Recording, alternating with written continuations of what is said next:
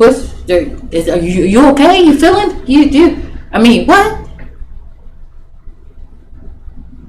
But it's because I thought that they should never have a lack. And that's not true. They need to fend for themselves sometimes. And eventually, with me backing away, they started to. Because if I weren't here, they would have had to do it. I learned that lesson from, I had a friend named Tracy, and my oldest daughter was 2, and she was with her dad, and her dad and I were not on good terms. And he was watching her while I was at work, and I was being late to work. Oh, I'm sorry. I was being late to work because I was taking her stuff. He would watch her during the week, and he would say, she needs Pampers, she needs milk, she needs this. And so I had to be at work at 7, and I was getting up, and I was running to the store, getting on one side of town just to come back to another side of town to go work. And Tracy asked me, and I was getting reprimanded at work, and Tracy said, why are you late all the time? I said, well, I have to get this stuff to the baby, and she needed this, and tomorrow he said I needed to bring some milk, and she said, no, you don't. I said, yes, I do, because if I don't take care of her, she said, she is with her father. Don't take that milk tomorrow. I was like, but I have to, because she was like, no, I bet you if you don't take that milk, she still gets fed. I bet you he'll come up with that milk. She said, you're going to lose your job over his demands, and he can take care of her just as well as you can. And I had to think about that. And I didn't go, and I didn't take the milk. And of course, he called my job, and this wasn't the era of cell phones, so he was calling the job, he was calling the house. But you know what? She didn't go hungry. And I had to realize that. When people make you feel like you have to do something, even if it's not in your wheelhouse, it goes again into manipulation. If you don't have a surplus to give, you can't give. So, in closing, that's that. I hope I wasn't offensive. And praise Yah. Praise Yahweh. Very good. Very good.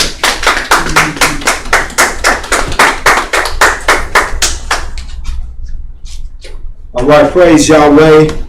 Look, I have to say this, that we're missing so many key things because of our technical issues.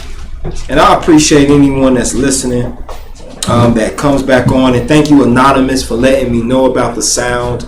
So hopefully by here now and while we're broadcasting, we're good. Praise Yahweh.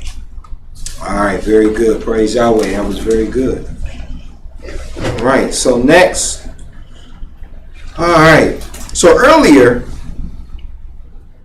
I had asked a question. And that question was,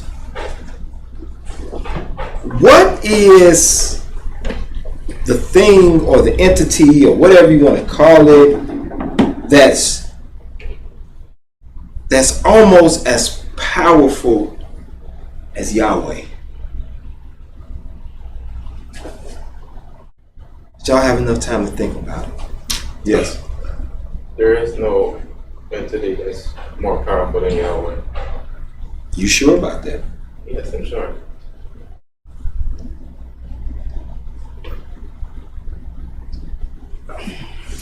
You said almost as powerful? Almost as powerful.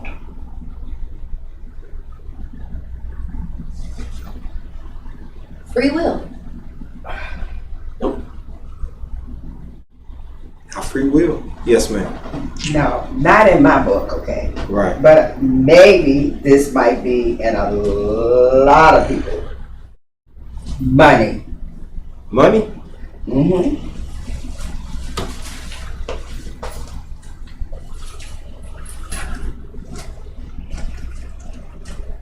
Okay. Anyone else? Very good. All right. Well, pick that pen up for me, please. Thank you, Lord. He said almost. It's not. Almost as powerful as the Almighty. Would it Thank you, be my love. man himself, since we were created in his image?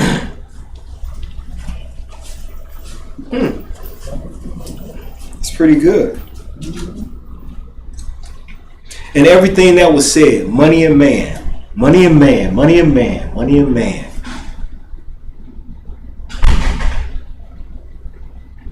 Money and man, I'm going to say man. Society. Society is just as powerful as the Almighty. Somebody say, come on, bro, what you talking about, man? Because I agree with Elijah, there's nothing as powerful as the Almighty. Nothing at all. But it's what we give life to. See, we don't have to give life to the Almighty. The Almighty can exist whether we here or not. But we give life and power to society and what they think. And we think that society, and I made that mention, I talk about society often because society is a powerful entity that influences us in what we think, right? Let me ask, how many of us have found ourselves having to explain ourselves, whether at one point in time in our life? Feel like I gotta explain myself. Yeah. I have to explain the reason why I am the way that I am. Most of us watching have had to do that. You know why?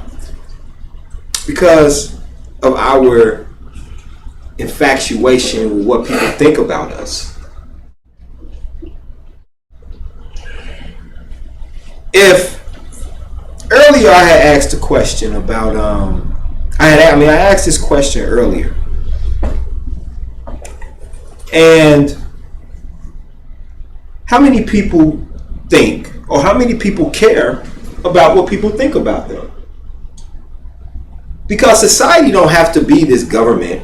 Society is something that makes up, it's an organization, it's a conglomerate of people. It's a conglomerate of different things, right? So it's not just dealing with a government. You got a Hebrew society, you have a Muslim society, you have a Hindu society. It's just as a society is just a makeup of many different ideologies, many different thoughts, many different feelings, and people. That's what a society is. That's what makes up a society are the people. So I don't have to. So when I say society, it don't have to be where I'm talking about the United States of America, or just, it don't have to just be that. A society makes up. It's a group of individuals, right? An organization of things, right? So, let me say this. When it comes to society,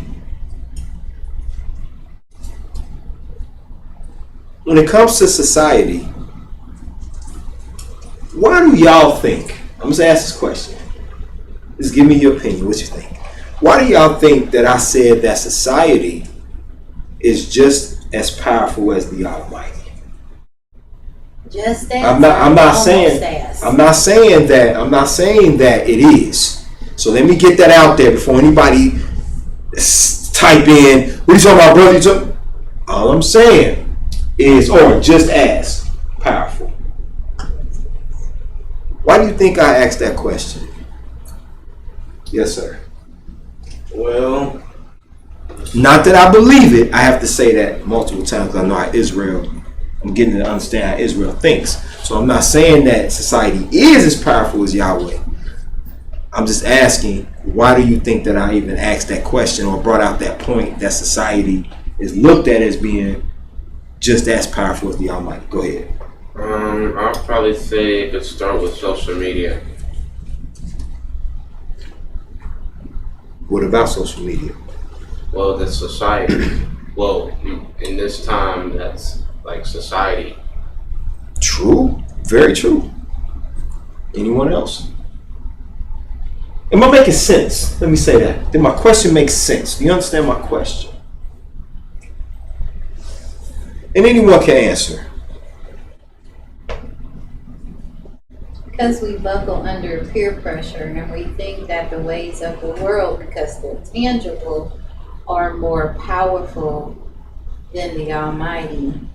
We let influence get to us. That's why there are trends and trendsetters, because people and things enlighten us sometimes more than we allow the Almighty to do so. Very good. I think I couldn't have said it better myself.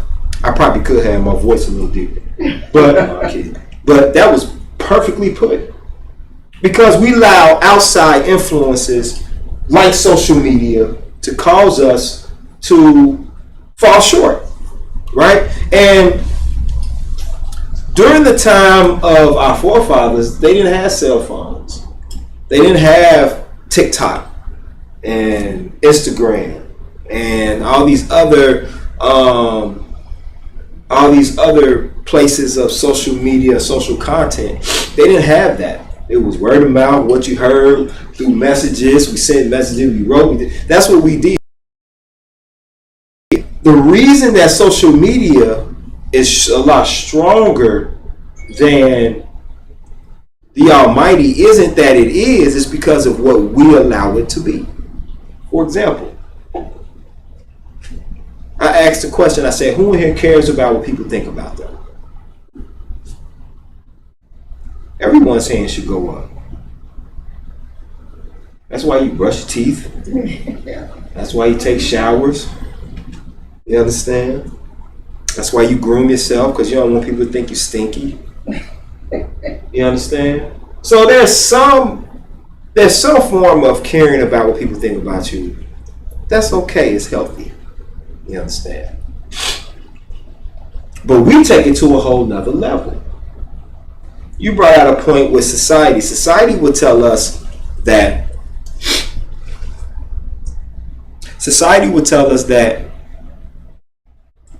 it's okay to tell a lie. But is it okay to lie? Yes or no? No. No. So we should always be honest. Yes. You sure about that? Yes. There's never a time to lie. Depends on the circumstance. What do y'all think? It might be a time that you have to lie about something. Well, I think it's never a time to lie. Now, say if it's a bad guy, I'm not gonna lie. I'm just not gonna tell him, because I can't lie if I ain't speaking about certain stuff. I could just shut my mouth and just don't say anything. Just don't say anything. Okay, that's one way. Okay, very good. Very good. But my elder brought out a point saying it depends on the circumstance. I agree with that. Wife says the same thing, so let me ask. So,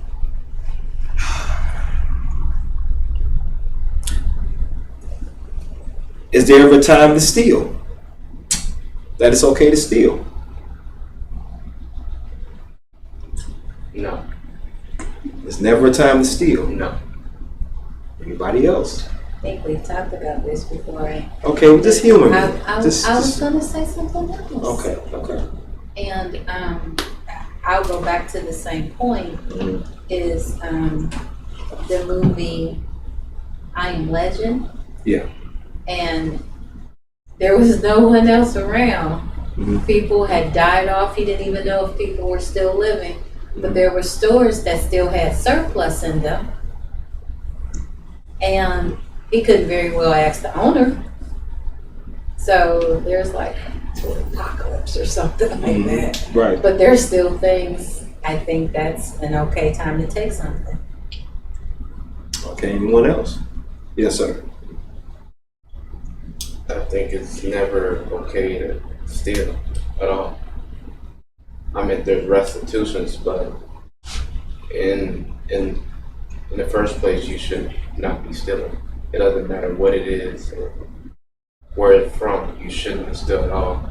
I don't see where the Almighty ever gave us a chance to steal. So that's nowhere in the book because you will never find it. Anyone else? Well, I know in the Ten Commandments say thou shalt not steal, but I got a baby. I have no food. And I know these stores, you go to these stores, try to ask for something. Most of the time they ain't. And if sometimes desperate people do desperate things, and if my baby's crying and starving and there's no food, I go in and steal something. I know I'm taking a chance. I know it's wrong. I mean, I know the law. I know it's wrong, but I don't know. You know, because sometimes if you don't have enough trust in Almighty, one might just feel like it's okay to steal, but no, but it's not okay to steal. Regardless of what the situation is, so Okay. no. All right. I don't think any of the commandments are okay to break. I really No. don't. I think that there's just situations like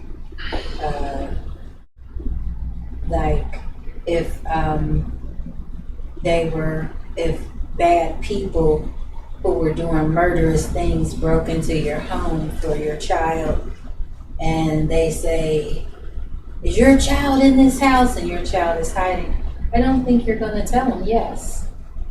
Even if you know, I think you're going to lie about it. I think that in situations as such where someone is being oppressed or someone is being robbed or harmed or something, that you're not going to tell the truth if it can save them. Okay. Well, turn with me to the book of 1 Samuel, chapter 26. I want to share a situation, and let's see, and then we'll get back into the society part. But let me actually, we don't have to go back into the society part to really go over that. Bless you. I'm just going over this because I'm just asking a question. Is there ever a time to do these things? So, but let me tell you, Yahweh supersedes everything, or he should supersede everything. Society has no power unless man gives it power. See, Yahweh is stronger and more mightier than any society ever could be thought of to be that could ever be thought of to be created. You never put anything or anyone over the Almighty. Nothing or no one goes before Yahweh. Now, when I asked the question about who cares about what people think about them, we all, to a certain extent, care about what people think about us. We all do. But we don't let it get to the point where we care more about what they think than what the Almighty thinks. Because we'll get into a situation where and I thank Yahweh because a lot of people revere their minister. I might fuss, but I'm glad y'all don't revere me. I am as the minister. I'm not a God. Well, I'm not God. I'm not Yahweh. Yahweh uses me to teach and to do what I do.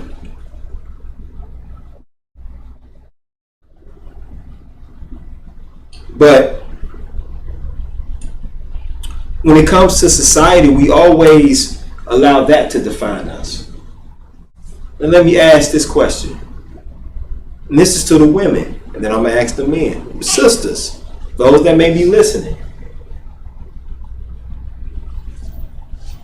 How many of you are happy with the way that you look?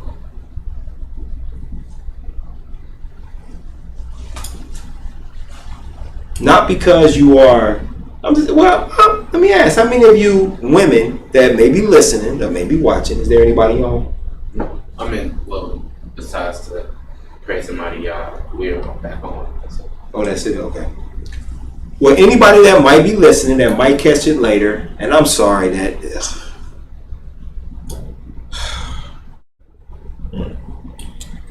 This internet. But how many women are satisfied with themselves? Happy with how you look? When you look in the mirror at yourself, before you get in the shower, after you get out the shower, how many of you love how you look?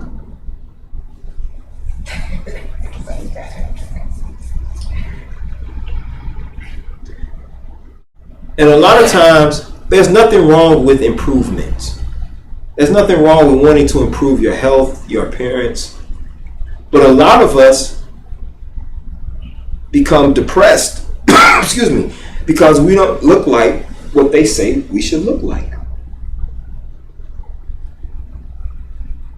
The image of a woman in the eyes of Yahweh is that you're beautiful because you look like him. But in the eyes of society, and all I'm doing is just saying, is just doing this for an example, but the eyes of society will tell you that you need to be a size 6.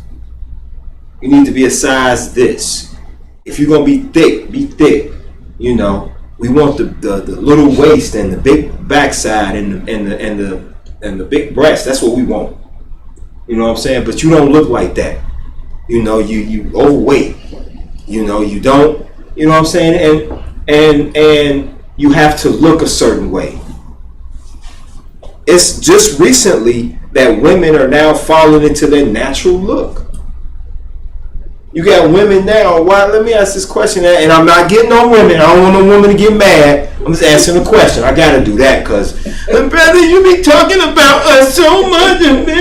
All I'm asking is, why is it that,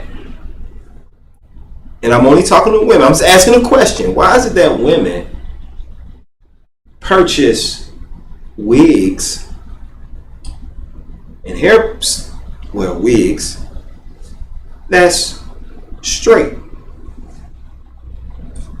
Like straight hair. You a woman? No, I wasn't. No. Okay. Why is it that women purchase those things? How come when a woman wants to go to the hair store and buy hair, she don't buy a wig that's locked up, that's got locks, or an afro wig? Why is it that you go out and you buy a wig that's gonna give you hair? Now your hair is like mine, but then you go and buy a wig and your hair all the way down here, and it's either blonde or red or pink or purple. Why? Why buy a wig that don't match your hair texture? Once again, I'm not attacking anyone.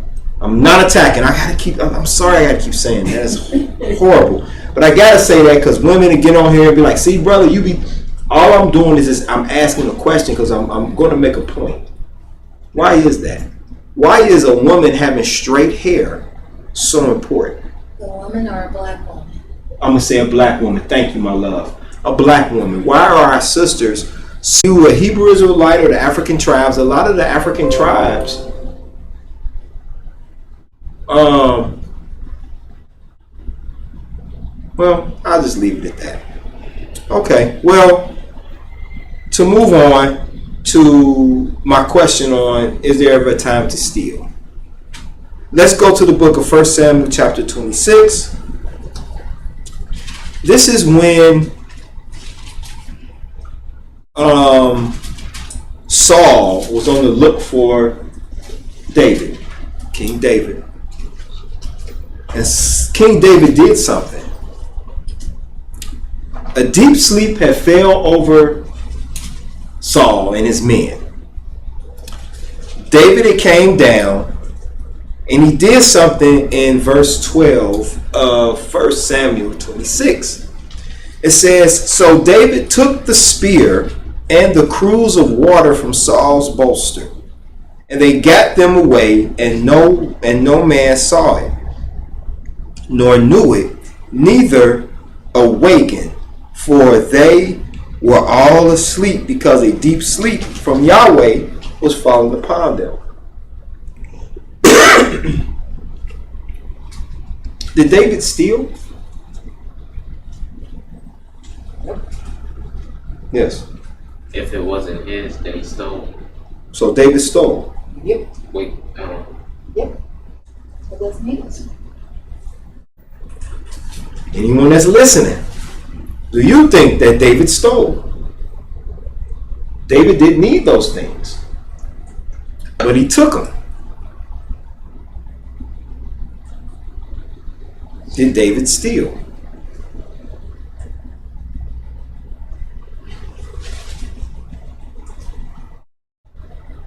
Now, stealing is wrong, right?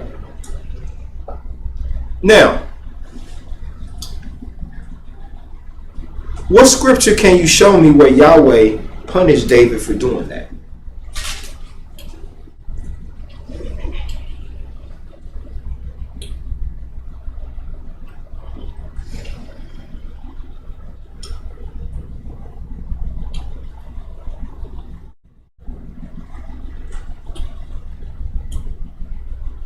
David took those things to show Saul, like, hey man, basically, like, hey man, I could have took your life, man. Because if Abishai had his way, yeah, he'd have been dead. He was like, man, all I gotta do, because he was right there, like, man, all I gotta do is drive it through him, and that's it. He said, man, we can go back home. He was like, no, man, that's a king. He's anointed. I'm not gonna touch that. I'm not gonna touch the anointed.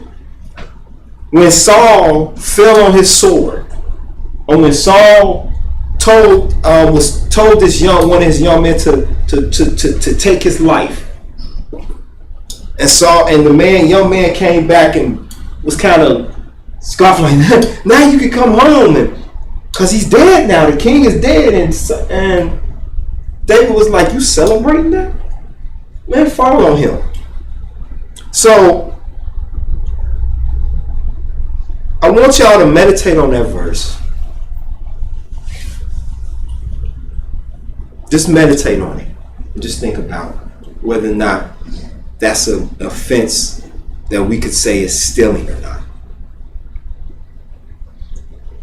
Because what if there was an issue like Katrina, right? Katrina. Everything is almost destroyed. Right? There's no way for you to pay for the stuff because the systems are down. But there is a store that has supplies in it. If you go into that store during this natural disaster and you go in and you like, okay, I need Band-Aids, boom, I need this, we need canned goods, we need this. Am I stealing if there's no way for me to pay for it?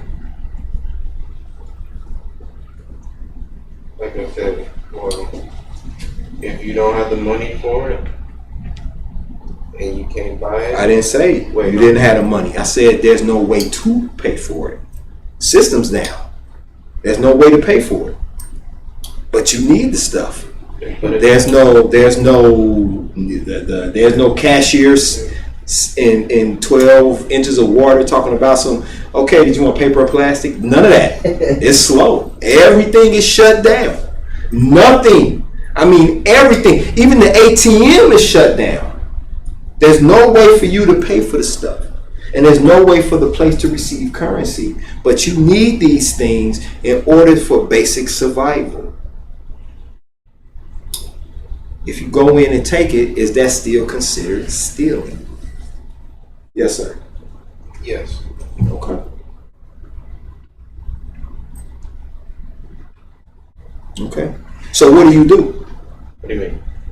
What do you mean what I mean? What do you do? Like, say if you... There's no way to pay for it. You need these things. You need to have these things. There's no way to pay for them. Because on normal circumstances, you would go in and you would pay for it. But of course, you can't do that. You can't say, well, I leave the money on the counter, because if you leave the money on the counter, then it gets washed away.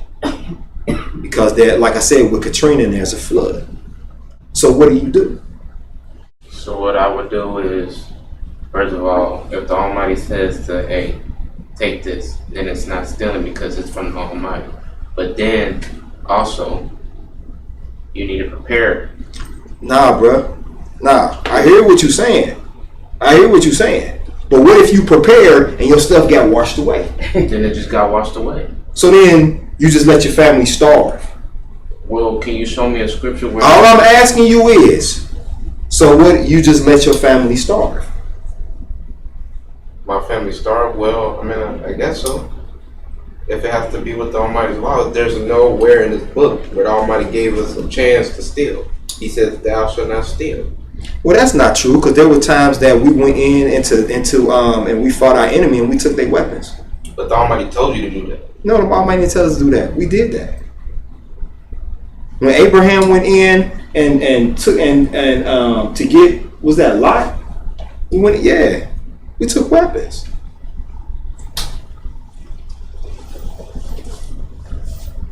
So my thing is if there's a natural disaster, let's say, okay, let's take out war and all that stuff. If there's a natural disaster, or let's use war, because a lot of times when you invaded or when you fought and you overcame your enemy, you used their supplies to replenish your supplies. You used their weapons to replenish your weapons. So, in other words, if there's a natural disaster, no means for me to pay for anything. Just let your family starve. Let them die. The Almighty's going to bless me with that. Okay. So Go I ahead, have a my couple dear. comments. Sure, go right ahead. Okay, so Now, hold on. Let me say this. I'm not saying you're wrong, but I'm just putting this question out there. So one of the questions you asked was, show me where the Almighty ever punished David for like taking the sword and stuff. So I want to ask you, Sure. when is it a punishment from the Almighty when he says that the sword will never leave from David's house? That was because he laid with Bathsheba? Bathsheba. Okay. That was my first thing. And then, so if we're going to say, now, I agree that there's no commandment that ever should be broken and all that good stuff, but I also think that there are situations where that's going to be tested. So if we're saying that it's okay if there is some kind of natural disaster, because you know, if we're saying that that's okay, Right. are we also saying that if you're on the operating table and you need a transfusion and the word says no manner of blood, and they say it's a life or death situation, just in the instance of a life or death situation with your family, are we saying that that's situational as well, or that can be okay? Well, that's a good point. That's an excellent point. Because if I'm saying that it's okay to steal even during times of disaster, then if it comes to blood transfusion, then that should be okay. If it's life or death, because natural disaster is life or death. And so is this one. You understand? So very good points. Very good points. Now, of course, my earlier teachers would have said, you know, Hell no, we won't go. no, they'd have been like, yeah, you're going to take. That's how you survive. But, you know, not to say anything against that, but, yeah, good points. And these are things that we should think about. Something happens, be convicted enough to say, we ain't stealing. We ain't taking nothing. So if you're not going to steal, you know, if you're not going to take anything. So what about this? Let me ask this question.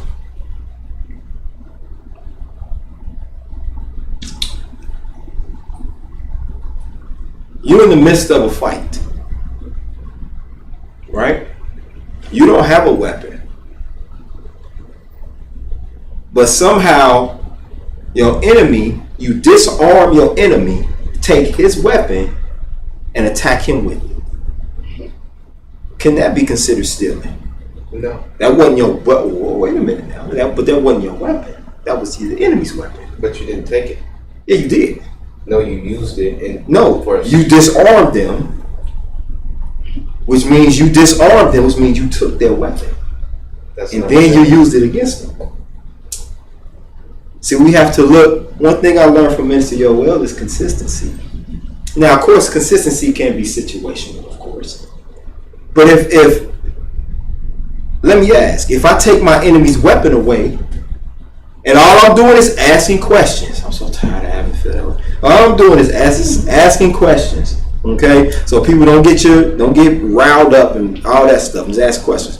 So if stealing is taking something that doesn't belong to me, that weapon didn't belong to me, that belonged to my enemy. Well, if you use them, if you attack them with it and harm them, and you either left it in them or dropped it, you just borrowed it, you didn't take it to keep. But you took it nonetheless. You took it, but you didn't take it to keep. But you took it nonetheless. It wasn't yours. Then you just... I ain't gonna try to debate, but like, if that's the case, I'm gonna just keep it to myself. Why? Go ahead and share your wisdom. See, that's the one thing. That's the one thing that Israel does, and I'm getting on Israel. Israel don't know how to have conversations. Everything. If I disagree with you, it's gonna be a debate. It don't have to be a debate. It's just a conversation that we're having of growth. But because people are afraid of, everybody want to hold on to their own ideology and is afraid, because that's what it is. I'm afraid because you're gonna make a point and I'm gonna go back on my own point. No, it's just having a conversation. I share conversations all the time with people. It ain't a debate. It's understanding. I'm not leaning one way or the other. I can't bring up a point in the house of Yahudah. We can't have an intelligent conversation on a law. People always talk more about the law, and that's what I'm doing. So we can't have an intelligent conversation. We can't see something different and still gain knowledge.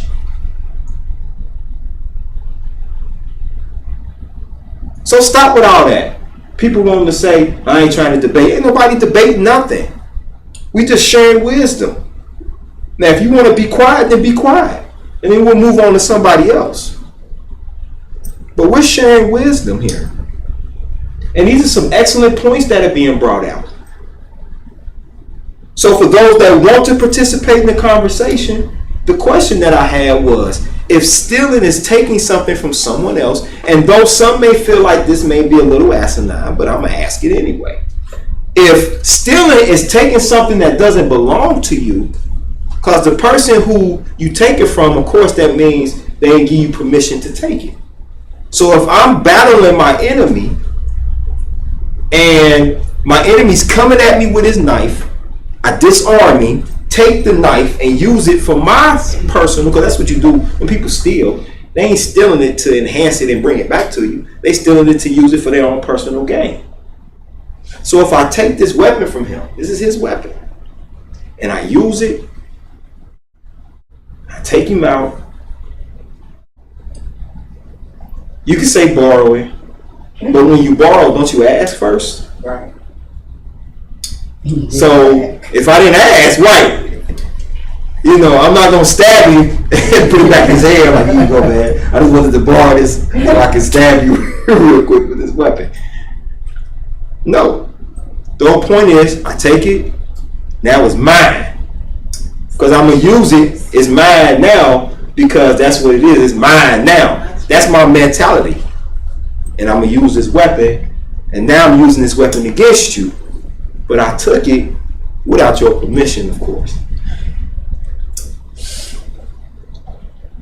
I just want to measure the line of consistency. That's all. It's not stealing. It's not stealing. Okay. No. All right. So if that's not stealing, and I'm doing that to sustain my life, then how is it stealing if there's a major disaster? No way for me to pay for things, but I go into this store. What if the stuff? Okay, what if the stuff is there's, like I said, a major disaster. The place blew up, and somehow supplies survived the explosion, and they all over the place. And I'm going out there in the yard picking it up. Okay, oh, cool, I got this. Yeah, we need this.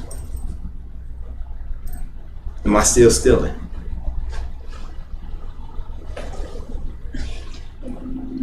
I'm just asking questions for thought. That's all. But do you know where it came from?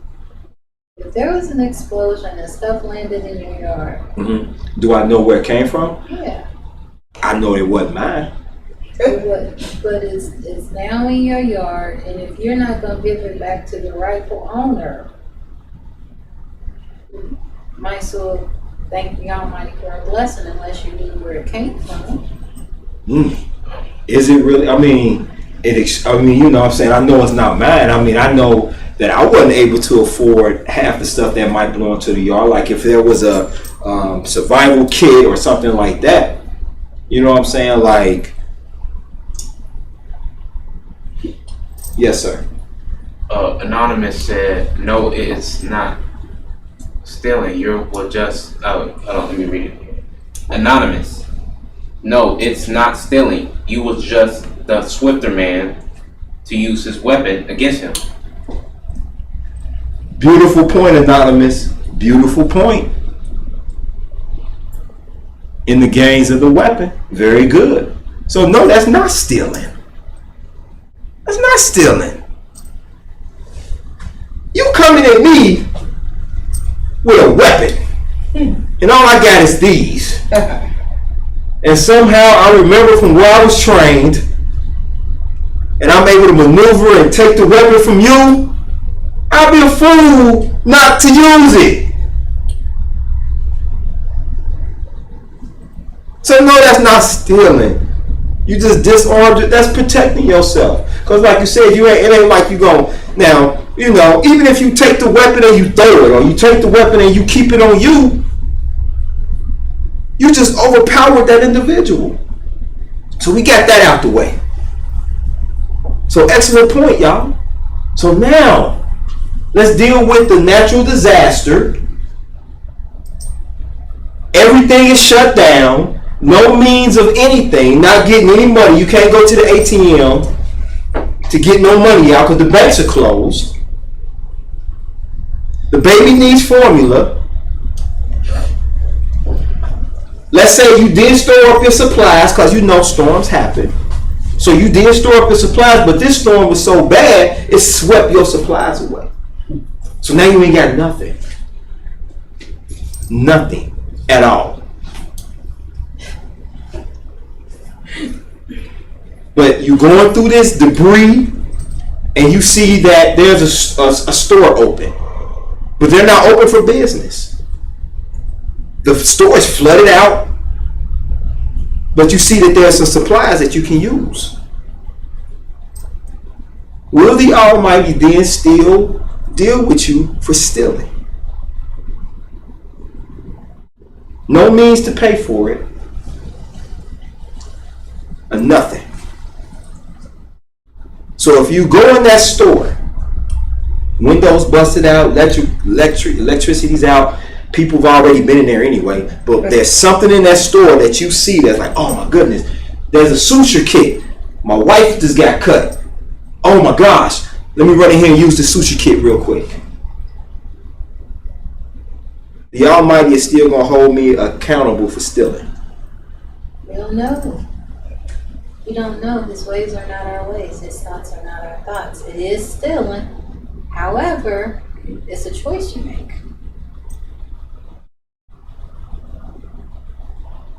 Anyone else? Yes, sir. Well, but yeah, you will be committed to sin, yes, but will the Almighty punish you? Like she said, I don't know. But you will be committed to sin.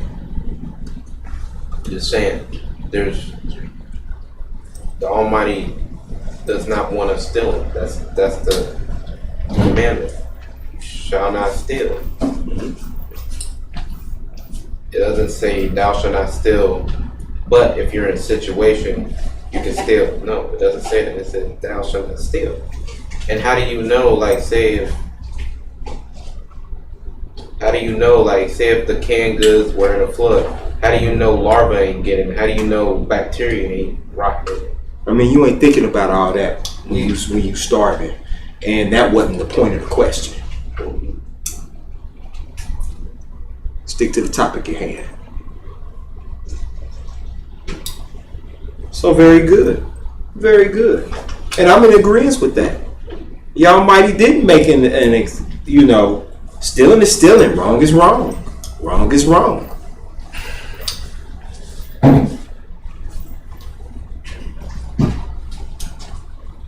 Maybe it's Israel, we're a little too liberal. Maybe we're a little too lax on doing the laws of the Almighty. Maybe we don't stick to that as we should. As we should. And I'm bringing up these topics and getting y'all's opinion because, like you said a couple weeks ago, when you talk about when you're dealing with the laws of Yahweh, like this, when you're dealing with the laws of Yahweh, brother, you're right. The laws are the laws. The laws are the laws. Now, some people will go, "Oh, you being over righteous. You're being over righteous. So you mean to tell me you're gonna let your family starve because you trying to hold on to a law instead of giving you props? Like, I see why you would do that, brother. That's strong. Pray that never happens, but I see. No, we don't. Praise Yahweh. Yes, Sister Angela. No, I was just going to say, with stealing, if you have to enter into someone's property, whether it be a store, their home, a car, and you're taking something that does not belong to you, or you're not paying for it, that is stealing. Point blank, that's stealing. A situation where wouldn't be stealing, let's say you found a $10 bill on the ground. Just you minding your business, $10 bill on the ground, you don't know who dropped it or who it belonged to. So, I mean, that wouldn't be stealing because you found it, you don't know who it belonged to unless, let's say you found it, but then, let's say you're going to a store, you found it in the parking lot. And then as you're entering the store or whatever, or you're in the store, you hear someone saying, "Oh, checking your pockets. Oh man, I think I lost my $10. Just some random person." Right. Then you can kind of, okay, I think maybe they may have dropped it. And then in that situation, I would, because I'm figuring that's the person that may have lost the $10 I found. So I would go up to them and, like, okay, I think you dropped this. But, of course, I'm not going to go into the store and just, broadcast it. Did anyone in here lose? And right. Everybody. Because everybody like, yeah, I lost $10. I was here. Yeah. It looked like a 10. And so. He's like, okay. Right. So, yeah, in that situation, if you have to enter into someone's property, break in, stealing. But if you just randomly find it and you don't know who it belongs to, then I would not consider that silly. Yeah. Well, praise Yahweh. Well, I have to agree. I have to agree with the fact of that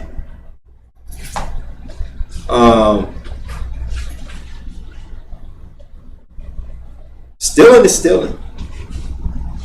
No matter how you want to look at it, stealing is stealing. Just like murder is murder. Murder is murder. Yes, ma'am. I've been sitting here listening to everybody. And I agree that stealing is stealing.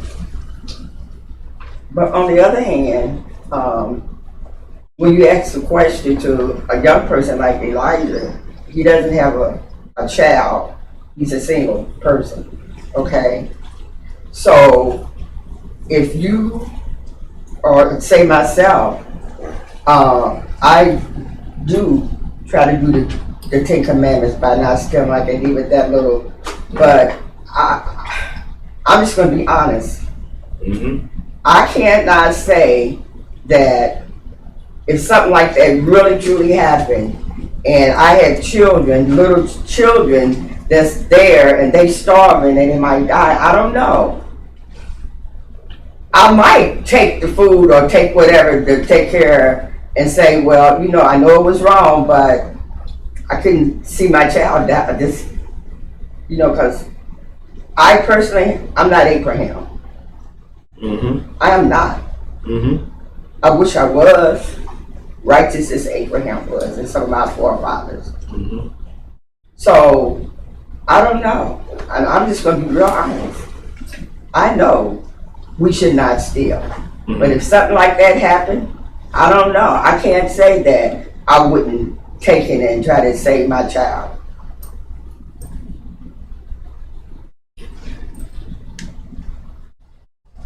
Yes, sir. Well, first of all, for me, if I had a family, well, first of all, if I was warned of it, I wouldn't even be starting a family because I'll be putting them through something. And how do you know the Almighty won't take your kids out? That's showing mercy, because the Almighty don't want to see them go through that. By taking them out, the worry's off you. So if you know that say if it's a war gonna come, if you know that a war is gonna come, you should not be making children. That's common sense will tell you that. Common sense would also tell you that you don't know what's coming. But if you know, that's what I'm saying. But we ain't talking about that, you know. See, the thing is now we're adding things there. We didn't say nothing about none of that.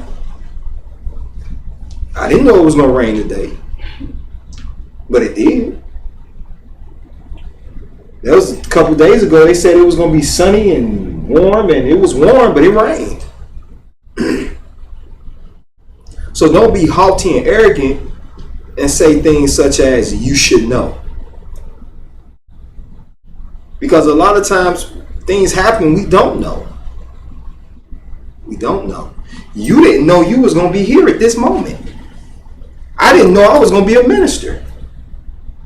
You didn't even probably know that your mom was going to be sitting back here asking questions and sharing wisdom. You didn't know none of that. But it happened. Now, things that we can help, you try to help.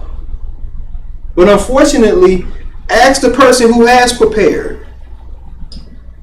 Ask a person who lives in flood, where floods come often.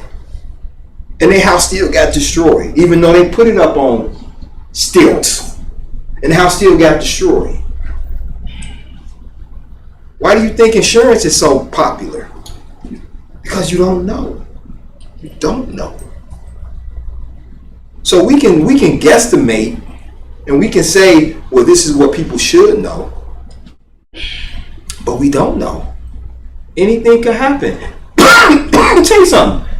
I didn't know I was going to get COVID. I didn't know I was going to have heart surgery. I didn't know I was going to have a pacemaker. I didn't know none of that. But it happened. And I'm here. So the proverbial saying that stuff happens, that's the truth. That's the truth. Yes, ma'am. I was just going to say something else. Now, I know a woman that was in a situation. She was actually a neighbor of one of my relatives. Mm-hmm. And she was in a situation where, she had children, they were hungry. And what she did, she stole, I think it was some meat, a pack of meat out of a store. Yes. And, again, stealing is wrong, but if you're going to steal something, like, okay, your kids are hungry, if you're going to steal a piece of meat and the Almighty allow you to make your way out of that store and get home and no one has saw you, caught you, So you basically got away with it. Not saying that, the Almighty's not going to deal with you later, but you actually made it out of that store, made it home. No one called the cops on you. So you pretty much got away with that after me. In that situation, even though what she did was wrong, I would not have took it back. She did that. She started to feel bad or whatever, and I guess her conscience was eating at her. She took it back, apologized. They called cops on her. She said she got 18 months for that. I would not have taken it back. If I got away with it, I got away with it. Whether it was right or wrong, I did not get caught. And, not to say I would do that, because I wouldn't, but if I was her, I would not have took it back if I was able to get it home and feed my kids. And, then, like I said, the Almighty will deal with her accordingly. But look what happened when she tried to, she did the wrong thing, but she tried to do the right thing and take it back. She got sent to jail for it. Yeah. Now I think that the smart thing would have been, like, if you're gonna take it back, don't tell nobody. Just walk in the store with it. Just sit it down, or sit it down somewhere. Just walk out, keep it moving. But that happened. Yes, ma'am. And in the things that you can't prepare for, I heard this story of this 17-year-old who had a baby, and her baby was 9 months, and she went to check on the baby because it hadn't cried in a while, and the baby was unresponsive. And so she ran to her neighbor's house, gave the baby CPR, and the paramedics got there, whatever, and the baby didn't make it. Because of the bruising on the baby's chest from CPR, they ended up putting the mom in jail on death row because they said that she's the one who killed the baby. Her family did not believe that was the case, so they ended up having test after test done, but it still took some time, and after 6 years in jail, they found that the baby had kidney disease that was so severe that killed the baby, so she was released. But there would have been no way she could have prepared for the death of her child and going to jail, and she's innocent. So sometimes there's things that are going to happen that you just would have no idea about. That's right. That's right. That's right. But I do understand the fact that of this. Turn with me to the book of Proverbs 6.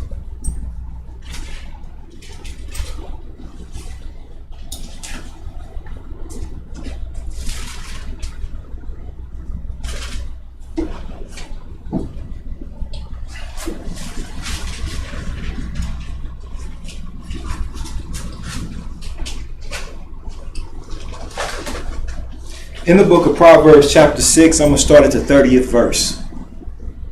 It reads, and the law that we're discussing now is dealing with stealing. That's what we're talking about now, is stealing.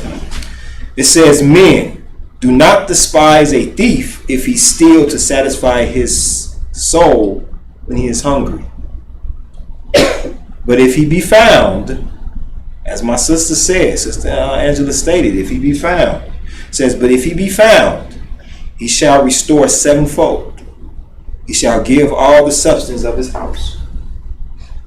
So, if a man steals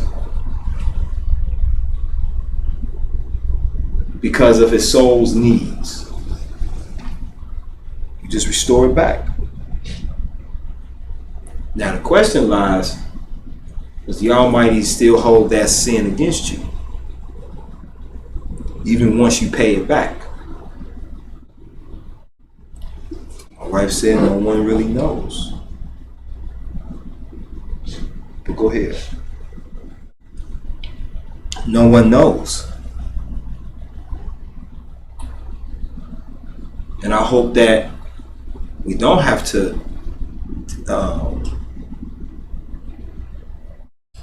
deal with that. I hope you don't ever have to see that.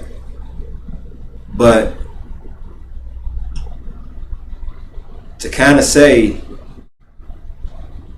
that, you know, just let them die. Just let them die.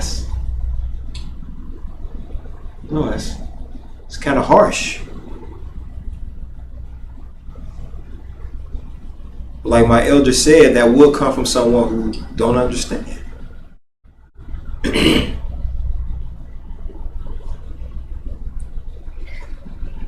That's kind of it's not it's just one of those things where you go, you know, where you measure your relationship with the Almighty. You know, do you let your family starve and they die in front of you?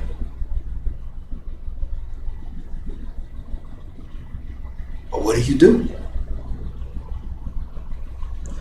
If a person goes and they say, baby crying, family starving, and they go in the store and like Sister Angela brought out about the sister, go steal some meat, you know, just some meat to go feed their family.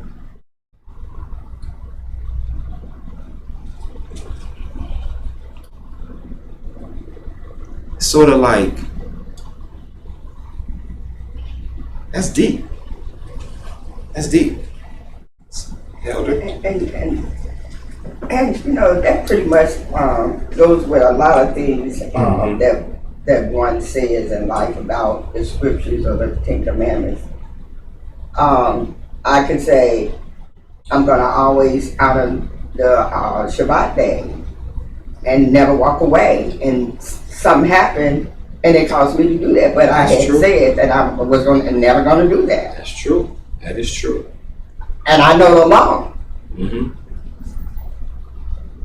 And I know that that is one of the most holiest days is the Shabbat day, and you know, honor the Almighty's day. And I can say I would never. So we can say things until something happened, where we put in a position or something happened, and that we just say, "This is like with the stealing situation." Right. I know it's wrong to steal. Like I said, with that little bitty garlic.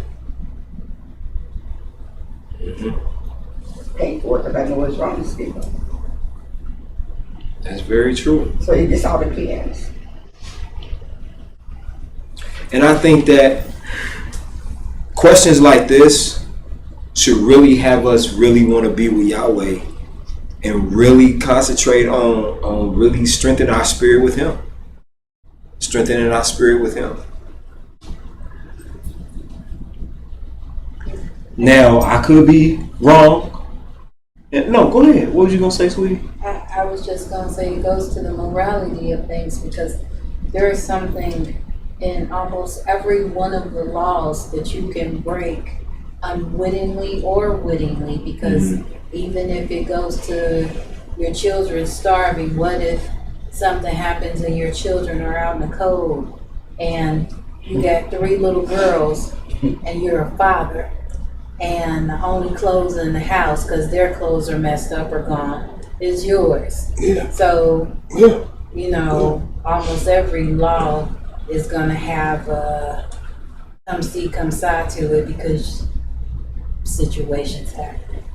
And I think that when it comes to something like that, where you feel that you're going to go in and you're going to go against a particular law, the one thing that that's a tough one. It's sort of like you don't want to sound arrogant, like I know it's wrong, but I got to do it. But then you also, you know what I'm saying, you know, That's a deep one. But stealing is stealing.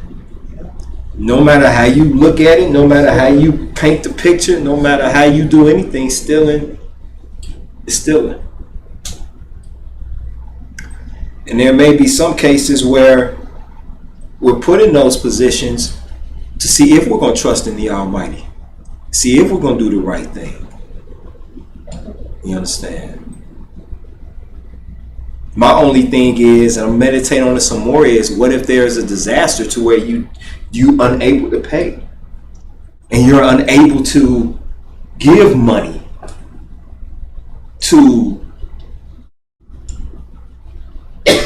for the things that you need. What do?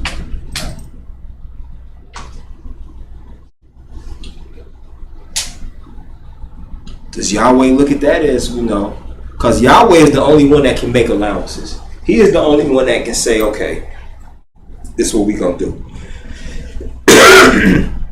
A great example of that, what happens to a man if he commits adultery? Y'all don't know? Are we talking about now or? Well, I'm talking about in scripture when we had our own government, our own way of doing things. When a man committed adultery, he was put to death. Him and the woman were both put to death for the adultery. What did he do with David when he slept with Uriah's wife? Did he put David to death? No, he didn't. So the Almighty can make changes. See, you know what I realized? The laws aren't for Yahweh. The laws are for us. So if Yahweh says, okay, I'm going to let this man slide because of his circumstance, that's Yahweh's decision. But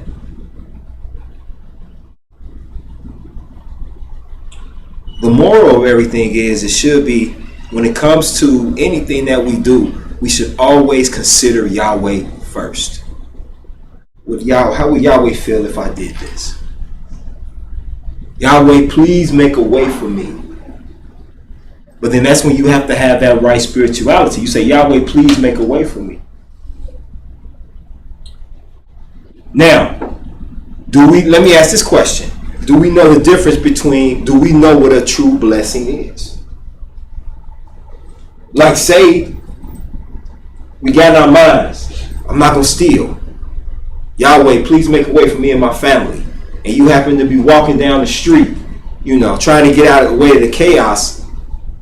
And once again, you pass this little store and it's got everything in it that you need.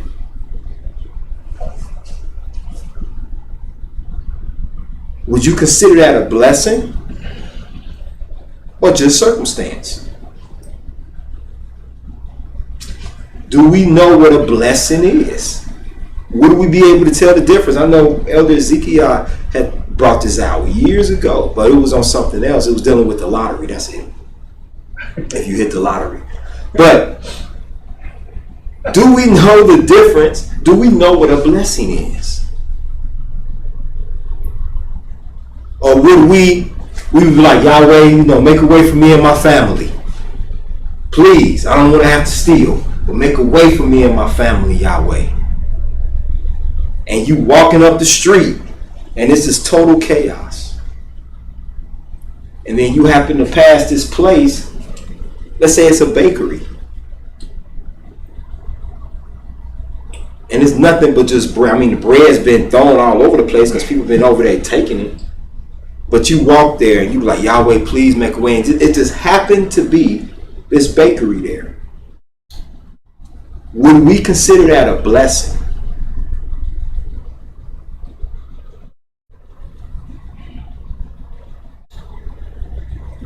Anybody?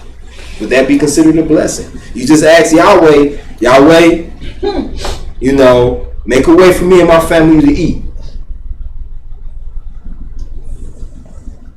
And all of a sudden you pass this place that has food in it. There's no means to pay for nothing now. I keep saying that. Would that be a blessing? Yes, ma'am. The blessing would be if someone was actually to come to you and say, I'm gonna pay for you and your family's meal.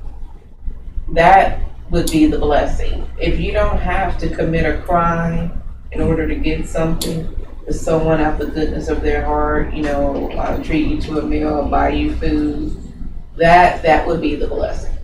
Very good. So a blessing has to come at the hands of someone else.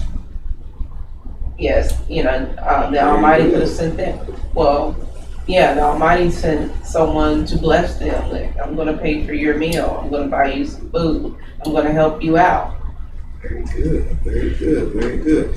So if I'm walking down the street and I needed $10 and I find $10 on the ground, then nobody handed it to me. Is that not considered a blessing as well? I would say yes, if you don't know who it belongs to. But the reason I'm asking that question is because of the point that was brought out, that a blessing is only if someone else hands it to you. See, that's the point. See, a blessing don't have to come from the hands of no one else. It could just show up. Right. It can just show up. Again, if you don't have to, commit a crime to get it, then no, that's not considered a blessing. But in those two situations where you didn't intentionally try to steal, rob no one to get it, then that to me is a blessing. Very good, very good. So even though there's no means to pay for anything, no means at all, everything is plundered. It's just total chaos, and you can't, if you go in the store, like I said, once again, I'm reiterating, you can't pay for it. So, but you need it. So even if you go in and with them circumstances, it's still considered a crime. Okay. All right. Very good. Anyone else? See, I have these conversations because people say they bored. People talk about wanting to be interested, wanting more law, more. So I had these conversations because I want to hear your wisdom and points of view. Because I feel that everyone in here that's listening and those that may be listening abroad have great wisdom and great points of view. It don't have to just be my point of view. That's how we grow and we learn. And I'm enjoying this conversation. I'm enjoying it. I'm going to go to the elder, then I'm going to come to you. Oh, I'm going to go to the elder, then I'll come to you. Yes, ma'am. Okay. Growers. Mm-hmm. Our power went out, and there was food in there. The doors was open, and if people had to take this stuff and went out, sure, they're still. But if the store management said, just take whatever because it's going to spoil anyway, and then people take it. Yeah, and that's obvious. That's But right. I mean, if they just getting stuff in there because and they needed it too, right, and took it and left. Yeah, they're stealing, even though everything was chaotic in there and they couldn't pay for it. Very good. Even if they needed it, yes, they would be stealing. Very good. So what if you go in there and you don't take it out the store, but you eat it in the store? As long as you pay for it. I've seen people do that. Yeah, I used to run into that I used to see it all the time, to the point where I used to be like, because I was security at a department store, and I seen the guy take a bottle out, open it, drink some, and put it back. I'm like, oh my gosh, that's so irritating. But yeah, okay, I get that. Very good. So, but that's still stealing. You bring your family in, like, okay, baby, we gonna eat this loaf of bread while we're in here. You still stealing. Okay, very good, very good. Yes, sir. Okay. Anonymous again said, no, a blessing can come from anywhere. I agree. A blessing can come from anywhere and from anyone. Anyone can give a blessing. A child can give a blessing. A child is a blessing for real. Yes, ma'am. Can I tell that story about the flood? Yeah. Okay. So there was this flood, and this man was in the house, and the police came by, And so the police said, "It's a flood. You need to come on with us. The ground, everything's about to be washed away." And the guy said, "No, I'm gonna wait on the Almighty." He said, "But you need to come." He was like, "Nope, I'm good. I'm gonna wait on the Almighty." So the floods start getting higher and higher, and he's on the second floor of his house. And so there's a boat that came, and they were rescuing people by boat. And he said, "Come on, sir, you need to come with us. This flood is about to get worse." And he said, "Nope, I'm gonna wait on the Almighty. I'm gonna wait on Him." They said, "But it's dangerous. You need to come with us." He's like, "Nope, I'm gonna wait on Him." Flood gets higher. The man goes, stands on his roof. A helicopter comes, and he was like, "Sir, we're trying to rescue the last of the people. Come on, grab on this ladder and come with us." Guy says, "Nope, I have faith in God. I'm gonna wait on the Almighty. He's gonna get me out of this." And so the helicopter flies off, and the flood gets higher, and the man eventually dies. So he's with the Almighty, and he said, "I had all this faith in you. I believed in you, and you didn't save me." And the Almighty says, "I sent a police officer, I sent a boat, and a helicopter." Sometimes it's not going to come how we think it should come. It's just going to come. Right. That is very true. So Very he true. missed several blessings. Yes. That's right, because it didn't come in the package we assumed it to be. But that's why we have to really dive into the spiritual side of ourselves so that we can see those things. Because with a strong spirituality, you'll be able to see, okay, well, that's a blessing. No, that's a test. To differentiate between the two. Now, if I go play the lottery and I hit for over $1 million, some may disagree, but I'm thanking Yahweh. I'm praising Him. I'm dancing. We jamming. I'm calling the elder. Like, let's go look for a place. Yeah, let's go look for a place. Let's go do this. Let's, and excuse me. So that's where it's at. But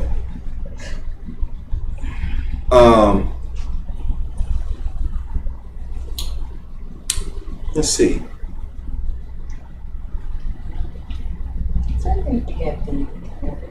I think we got the point. Or is there any other questions about what we just discussed as far as stealing? Stealing is wrong. It's a sin to steal. It goes against the commandment. That's the 8th commandment. Thou shalt not steal. So under no circumstances does Yahweh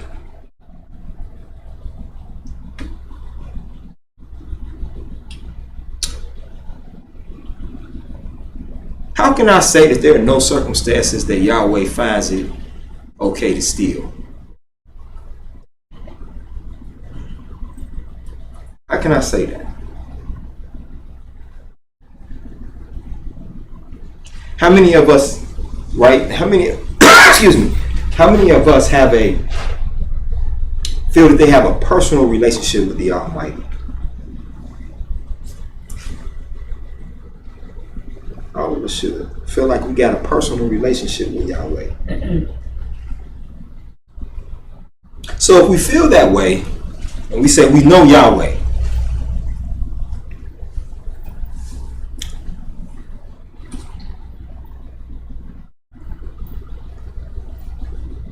then can we guarantee that every time something happens, He considers it to be let me think. Never mind, I ain't gonna drag it on. So, stealing, of course, we know, as we stated, is wrong. It is a sin against Yahweh. There is no allowance for it. Okay, how much we want to try to put this and add this and take this away from it, stealing is against the laws of Yahweh. Right? Yes, ma'am. I had a situation. Okay. So, what if I am a man and my name is Pillow Cushions, and I name my son Pillow Cushions, and there is a a settlement. Mm-hmm. And the settlement is supposed to be for me. I don't know nothing about it, but they send it to my son, and my son gets all this money that was due to me. Mm-hmm. And he's like, well, it has pillow cushions on there. But I'm the father, and I'm like, well, I didn't know nothing about it. Right. But the insurance company or whomever sent it, and younger pillow cushions get it. Mm-hmm. Did I steal? If I take it and I'm like, well, it's in my name. Well, that's a good question. Money is due to your father, but it comes to you because y'all share the same exact name. And like you said, there's no distinction between senior or junior. You just got the same exact name. If the money is due to my father and I'm his blood son, but it comes to me and I spend it, did I steal from my father? I'm sure there would have been other ways to determine who the show into, whether the senior or the junior. They could have looked at the date of birth, or something like that could have gave it away. And let's say the son knew that, but he just tried Still to took play it. dumb. He a thief. Well, if they did all that checking and still sent it to the son, With the son, if he knew it didn't belong to him after he did the checking, and he still kept the money, then he stole from his father. anyone else? Now his name is on the check too. And it's not distinguished, like I said, it's not distinguished senior or junior. And they could go by the date of birth and that stuff. But let's say, as your scenario, let's say they didn't do that. They just sent it off. See, if that was me, I'm gonna make sure that they do some more digging to figure out which one of us should have got it. Like, That's true. there's some other way you can figure this out, and I'm gonna hold whoever sent the money out liable. Or how So about once- instead of doing that, just take the check to the father? I mean, Well, yeah, that would have been the right thing to do, Right. but some people just are not honest. So if they're not honest, they're definitely not gonna call and say, "Hey, let's do more research." They're gonna spend it. So the right thing to do would be what? Just take to the father. But the son takes the check, he bank, spends it. He take it to the bank just holds it to make sure that the check is good. And once the check is good, depending on the amount, once it's good, then they disperse funds to the son. Did he steal from his father? I think if neither one of them knew it was theirs, I don't think it was theft. If the father wasn't looking for a settlement, and neither was the son.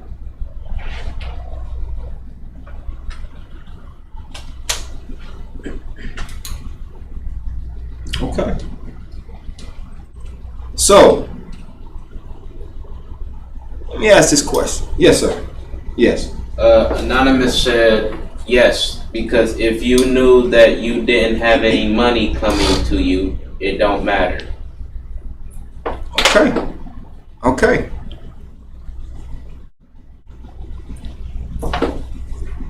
All right. Let me ask this question. Since the topic we're dealing with now is stealing, let me ask this question.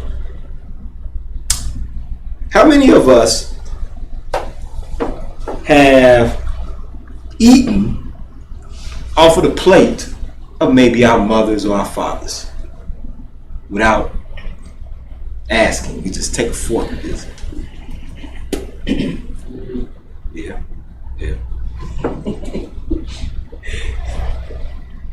I mean, I probably have, but I don't remember. Of course not. But how many of us have done that? No, I would not have gotten away with that. My mom did not play that. No. Neither did How many of mine. us have taken, Neither did mine. my mama. She You ain't did really touch play, mama's but stuff. yeah, I did eat off her plate. But But is it possible could that possibly be considered Stealing. Your dad plate right there, you walk up and you take some off his plate and eat it. No, I just think that would, if you did it without their knowledge, that would call for a butt whooping, but stealing, no. Okay, so now stealing has levels. Yeah. Really? Okay. That I would not consider, the Almighty punishing you for taking a piece of chicken. Because you were hungry. Because you were hungry. Because it's your parent, and your parent, they're not going to, call cops on because they took my chicken, but, Very good. So just get a whooping. Yeah. Especially you take the big piece of chicken. That was for Dad. Daddy get the big piece of chicken. So, okay, fine. So I take the piece of chicken off the plate. Yahweh won't punish me for that. Because I'm hungry. But he will punish me if I go into a store and do the same thing.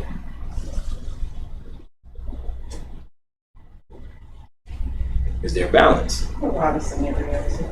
It'll be a million scenarios. I know, but this is what I'm doing. Instead of saying, "Oh, it'll be a million scenarios," enjoy the conversation, because then I don't want to hear no more about how boring it is in here. Maybe now everybody gets an opportunity. Everybody gets an opportunity. I'm gonna say it depends on the situation. Okay, when it comes to that, very good. Yes, sir. Anonymous said that, and she got to okay, or he or she.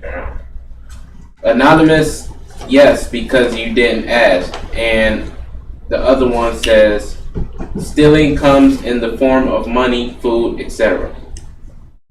Okay, very good point. So, say stealing comes in the form of food, money, etc. So let's look at the etc. Can you steal time? Yes. Yes, ma'am. What does that mean? What does what mean? Stealing time. Stealing time? For example, earlier we talked about you work a job, you got to be there at 9 a.m., but you get there at 9:01, but you still clock out at 9 a.m. You still clock in at 9 a.m. Did you steal time? Unless you were given permission, yeah, that's okay. We give you a 5-minute grace period. Clock in at 9 o'clock, it's okay. But if you do it on your own recognizance, then yes, that's stealing. You can steal some. Now, how about showing up late somewhere? Is that considered stealing time? I'm just throwing these questions out there. Not if you're not obligated to be there. Because you can show up late to a party, and that's not stealing time. But if you're obligated to be there, say you were supposed to attend a child's graduation, you didn't go. Yeah, that's... And it's for your job. You deserve a whooping. So, but I think if there's no obligation there, then no. If there's no obligation there. Okay, yes, ma'am. No, not accordingly. Okay. Like yeah, if you're late to there's no set time, then you get there whenever. Okay. If there's no set time, very good. Yes, ma'am. A lot of time people have direct deposits, and say if the bank messed up and put somebody's big refund check into my account, they did it. Mm-hmm. Now, and I'll be like, where this money come from? I don't even buy it.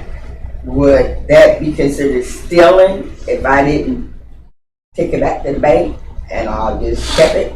Oh yeah. I need it. That's stealing. That's stealing. If somebody put, and I'm gonna tell you how deep banks are. Banks will, let's say that you looked at your account yesterday, and you had $5.52 in there, and then you check it again, like, oh man, I only got $5, but I I just spend this $5, I get paid. Then you go into your account, and you got $20,552 million in your account. You check it again. Like, let me put in my code. Let me make sure I got the right code. It says 4 numbers. How did I get $20 million in my? Oh, I ain't gonna say 20 million, but let's say, how did I get $5,000 in my account? When you call the bank and the bank arguing with you, this is your money. Where did it come from? Well, this is your money. But no, I don't have, no. Look at my previous checks. My previous checks don't equal out to be $5,000. That, you look at my previous checks, that's what I make a year. This is not, no, ma'am, this is your money. Banks will tell you that you hold on, you got 30 days. You got 30 days. If no one claims that money, then it's yours. Banks will wait till the 29th day before they be like, oh, we found the owner of the money, which is fine. But yes, if you spend that money, that is stealing, because we know that money we didn't get a income tax check that we didn't know about. You know, we ain't got no family member that's gonna arbitrarily be like, here's $5,000. So where did this money come from? If I can't account for where it came from, it don't belong to me. Yes, ma'am. Yeah, I used to work as a teller, and there were situations where that had happened, where someone accidentally deposited a check into someone else's account. Right. So of course, you know, the teller got to talk with you about that, because that was a serious mistake. Yeah. But I wanted to ask something. Sure. This may be off topic. This may be a totally new discussion for another day. Sure, go ahead. But since we're talking about stealing time, or this may be a situation of wasting people's time, and it just came to my thoughts. But anyways,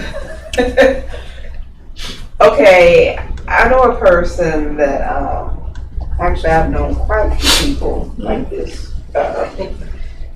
where, okay, this person was separated from their spouse for over 2 decades. They did their own separation. It wasn't a legal separation. They were not divorced, but they were separated. You know, she was living her life, dating, you know, seeing other people. Right. He was living his life, dating, seeing other people. He had other children, and with that being said, when you are still legally bound to somebody on paper, but yet you're out here dating other people, and you're not telling them this. Okay. And then let's say you've gotten involved with someone, and maybe months or years later they find this out. Like, wait now, hold up, you still married? Right. And they say, well, you know, we've been separated for this long, and you know, I never even thought about it. And you know, he asked, if you're not gonna get back with her, why didn't you just go ahead and get a divorce? Oh, the money, and you know, it just never came to mind. And do you feel like that person, the one that's still legally married, was wasting the other person's time, or stealing their time? You know, like I said, this could be a whole different conversation topic, but No. I feel like in that situation, you failed to disclose the information to this person you were dating. Right. Now, some could have said, and I'm not even going to I wouldn't blame the other person that they were dating, because how would they have known that you were still legally married? Right.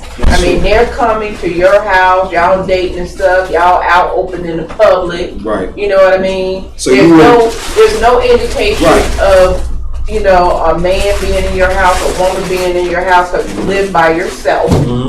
You know, there's no ring. You just separate. There's no indication, you know, but yet, because maybe they got caught in their lies or something, or maybe they caught them in a lie, or something happened where they may have, you know, I gotta check this person out, something ain't right. Right. And so then they find out, they married. Yeah. Well, I feel like that. Yeah, that's being deceitful. I wouldn't look at it as stealing time because time was willingly given. Now, would that be a situation where time was wasted? Maybe not, because the time that they spent together, it was special to them or to that other person. So they might not look at it like I wasted my time. But then on the flip side, it might be because they feel like, well, I've done all this, now I can't go any further with you until this is dealt with. So to answer the question, no, it wouldn't necessarily be stealing time because the time was willingly given. Even though the person didn't know that the person was married, the other person still willingly gave of their time and their, of themselves.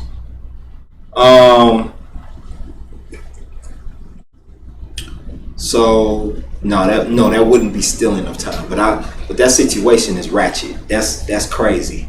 And because now we're living in a day where you have to investigate people. Yeah, you do. If you're single and dating, you do. You gotta. I mean, some people may think it's wrong. Like, oh, why are you snooping and getting in their business? Because I need to know. That's right. You need to find out. I need to know, and I'm just gonna be honest. One time, because I'm not the type. If I'm dating you, I'm not trying to snoop and go.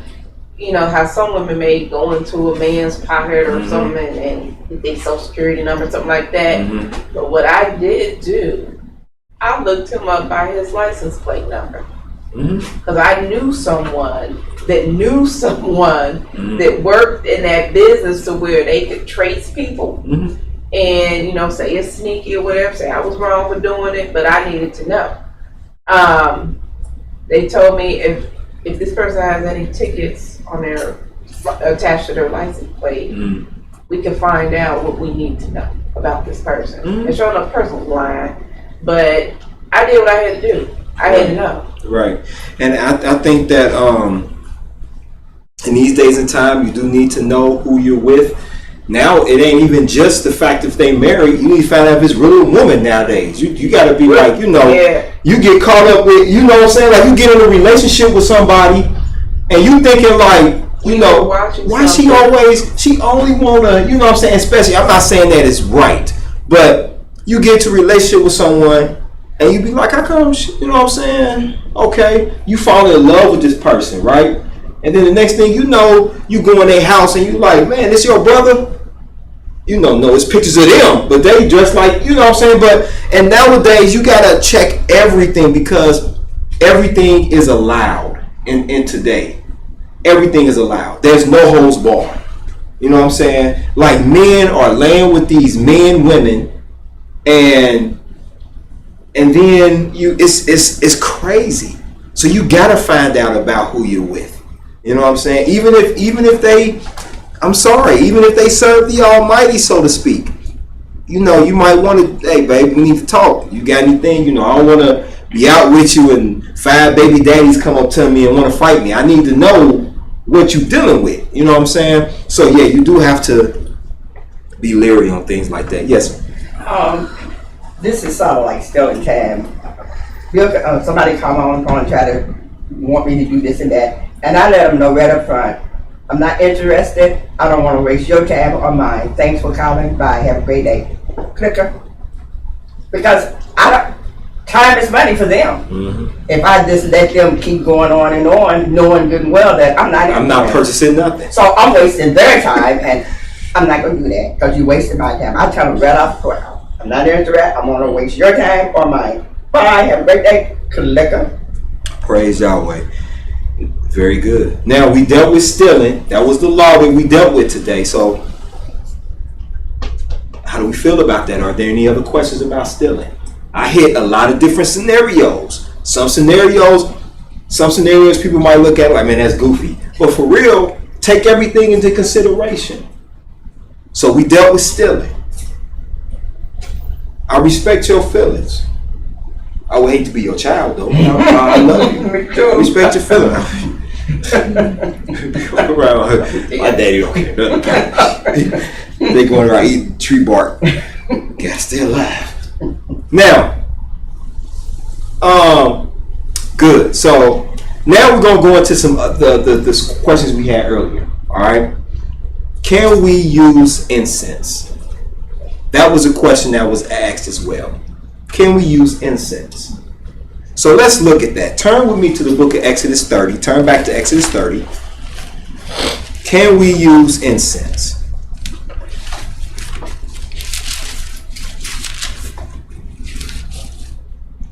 In the book of Exodus chapter 30, you got it up already? My beautiful daughter, would you mind starting at verse number 34 once everybody gets there? So we're going to start at back at Exodus 30, because we went there for you, didn't we? Didn't we go there for you? Because you had a question. Was that you about that was her. Okay, about the anointing oil. Oh, no, that was me. Sorry, Okay, cool. So we're back at Exodus 30, and my daughter's going to start at verse number 34. And Yah said unto Moses, take unto thee sweet spices, dax, and onycha, and galbanum, these sweet spices with pure frankincense. Of each shall there be a like weight. Now pause. These are actual spices. These are the biblical names for these are actual spices. Now, these were spices. Now, the incense that was used wasn't necessarily incense. An apothecary, and it's not a candle holder, but it's a thing that you would see like in the movies. If you've ever seen like the priests, they'll have smoke in it. That's incense. So they would put the incense in there. Inside of that. Right? Yes, ma'am. And what they would do is they would grind up these spices and then set fire to them, and then the aroma would come from that, and they would use that to sort of, to sort of bless the wherever they are. That's kind of like what it was for. Okay? Sort of like that. Continue reading verse 35. And thou shalt make it a perfume, a confection after the art of the apothecary, tempered together, pure and holy. And thou shalt beat some of it very small, and put of it before the testimony in the tabernacle of the congregation, where I will meet with thee. It shall be unto you most holy. And as for the perfume which thou shalt make, ye shall not make to yourselves according to the composition thereof. It shall be unto thee holy for Yah. Thank you, baby. Praise Yahweh. So no, if someone is coming up to us and they're selling this combination of of spices and saying, here, I got this incense for you. No. We're not buying that. But like the little incense that you buy on the streets, the little, baby powder scent, frankincense and myrrh, stuff like that, that's okay. Because what you're doing is you're not using this composition of spices. Any other questions on that? So as long as you're not using this composition of spices, then you're okay. Praise Yahweh, no problem. I think Sister Andrea had asked about Numbers 5. I don't know if she's on listening. So maybe I'll save y'all willing that for next week if she's not listening, because I know we've been off and on. Now, my brother Elijah asked me, what is the real way to eat? And I understood what he was saying. So the best way to eat is clean. But we'll deal with how to eat. And we'll deal with how to eat meat. No blood. Turn with me to the book of Leviticus, chapter 17. How should we eat? Also, when you go to these grocery stores, read the ingredients on the back of everything you purchase. Don't just throw it in there, because things that used to be clean, they can switch up the ingredients in a minute. What you do is you read the ingredients. Sometimes if something has too many ingredients for me,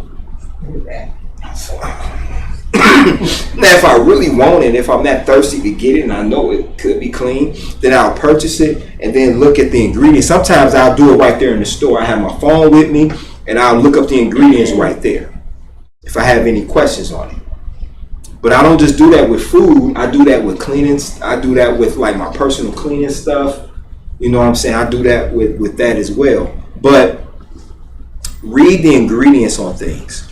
So in the book of Leviticus 17, I'm going to read the 12th verse. It says in Leviticus 17 and 12, therefore I said unto the children of Israel, no soul of you shall eat blood, neither shall any stranger that sojourneth among you eat blood. Now, how many of us in here still eat chicken? All right. So when you buy them little chicken wings, all right, or when you buy chicken, sometimes that little sometimes still has blood in it. So some people feel like if you just take it, put it in the pack, and throw it in the fryer, that it fries the blood. It doesn't kill it, and it doesn't fry it up. What happens is it just becomes part of your dish. You're still eating blood. You're just eating another form of the blood. So what you do with your chicken, you wash it and you soak it in salt water. Get you some kosher salt, some sea salt, and soak it overnight. Soak it overnight. That makes sure that you get all the blood out of it. And when you soak it, you clean and you rinse it. So to prepare meat and to eat meat, it's going to be work. It might even deter you from eating it. You're not like, I don't feel like doing all that. But you soak it. And what happens is that salt will help draw that blood out. And then once you rinse it off the first time, you want to rinse it and clean it, soak it in that solution of salt water, warm salt water. Then once you soak it, then you take it and you rinse it again to ensure that you got the blood out. Okay? So no matter of blood. Now let's turn to the book of Deuteronomy chapter 12. Excuse me. Yes, ma'am. Can we talk about the types of fish to eat? Yeah, we can do that. Ain't no problem. My bad, I didn't mean to sound so excited. I love questions. Yeah! Voice cracked.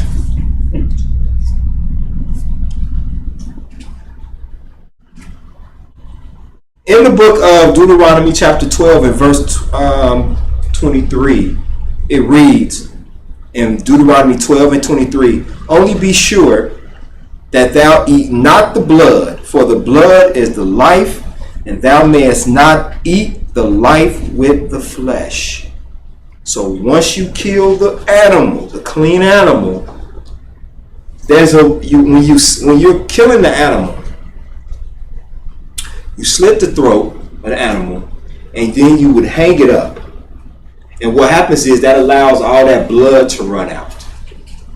And then once you did what you did, you washed your meat off to make sure you got the blood off, and that was it.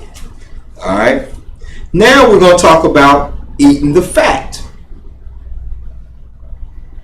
People talk about the fat.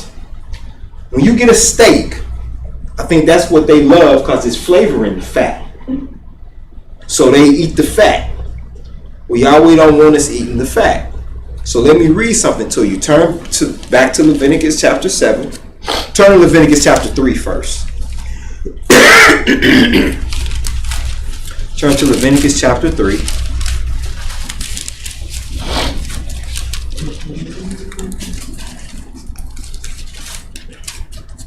In the book of Leviticus chapter 3,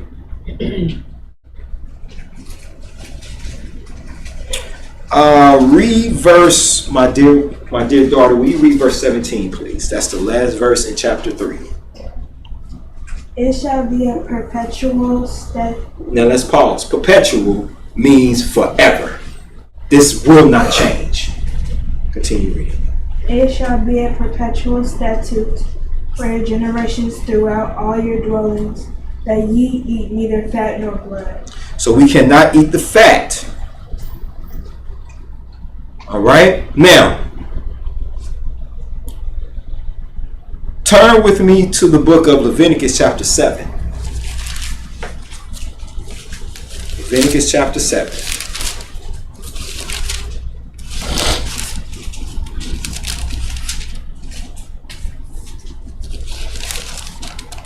In the book of Leviticus chapter 7, my daughter, would you mind reading verses 23 and 24, please? Speak unto the children of Israel, saying, Ye shall eat no manner of fat of ox or of sheep or of goat, and the fat of the beast that dieth of itself, and the fat of that which is torn with beast may be used in any other use, but ye shall in no wise eat of it. Now, in the scriptures, you will read where it says, eat the fat. That's not exactly talking about eating the fat of the meat. Eating the fat is eating good, eating the best. It's not dealing with eating the fat of any meat. Okay. Now, I do have some. Let's see. I make sure I got all my questions. Okay, here we go. All right. Now, I do have some ideas on how to remove the fat from your meat. Okay. And how you remove the fat from your meat is you wash it and you clean it. Okay. And then what you do is you take a knife and you scrape the white fat off. But on steaks, it's a little bit easier because you can just trim the fat off of the steak. But like if you're doing chicken, you just clean and scrape the little white fat parts, fatty layers on there, right? And then you soak it in lukewarm water with a dash of salt, or you can use turmeric. Or no, you use salt and turmeric. The salt and turmeric will pull the fat from that meat. And that's for like your chicken. You understand? But when you get your meat, all your meat, you want to rinse it off. And then I found out something too, that when you buy like ground turkey or ground beef, that's not really blood. That's a chemical that they put in that meat. It's something that the meat, it's a chemical that they put in there to give it that color. So it's not blood. It's not blood.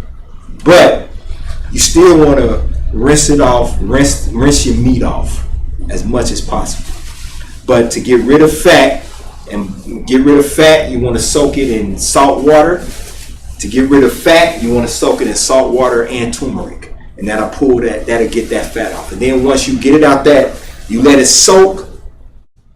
If you can let it soak overnight, let it soak overnight to ensure that you got all the fat out. And then what you do is you take that meat and you still rinse it and wash it off. And then you prepare it. And that should remove the fat and the blood. That's kind of, I was just thinking about, I like oxtails. Okay. Oh man, I feel you. I don't know how I would be able to, by the time I skin off all the fat, there's nothing left. You know what? That's why I stopped eating them. Because I love oxtails. But I had to stop because most of it, you get bone and fat. And in between the fat, you might get a little piece of meat. Right. But and they're so expensive. They are very expensive.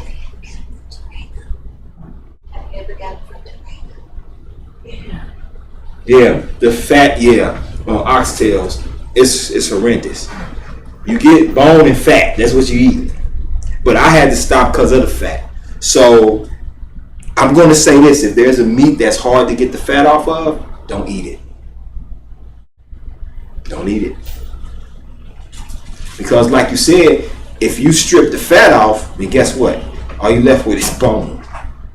That's basically it. So you get the flavor off the marrow or the bone. I don't know. But, so that's how you get the fat off. Because that was one of your questions too, I think, wasn't it? Yeah. Yeah, how you cut the fat off the meat. Like if you got a steak, you can trim that off. Chicken, you soak it in that turmeric and salt solution in lukewarm water. To remove the blood, you can also soak the meat in salt water. But you can also, if you got chicken wings or something like that, you can soak that in salt water. But let's say you want to remove the salt. I mean from like a beef steak. I think all you need to do is just add salt. Just put salt on there, and that salt will draw that blood out. All right. Any other questions? Oh, the fish. The fish. Yes. Turn with me to the book of Leviticus, chapter 11. Yes, sir. What about with fish? How do you do the same thing with the fat? Well, fish is not really a fatty meat. I've never. There's not fat on fish. No. The biggest thing you're gonna have with fish is the bones. Depending on, you know what I'm saying, that's the biggest issue. But it's the boning of fish. Fish don't really carry fat.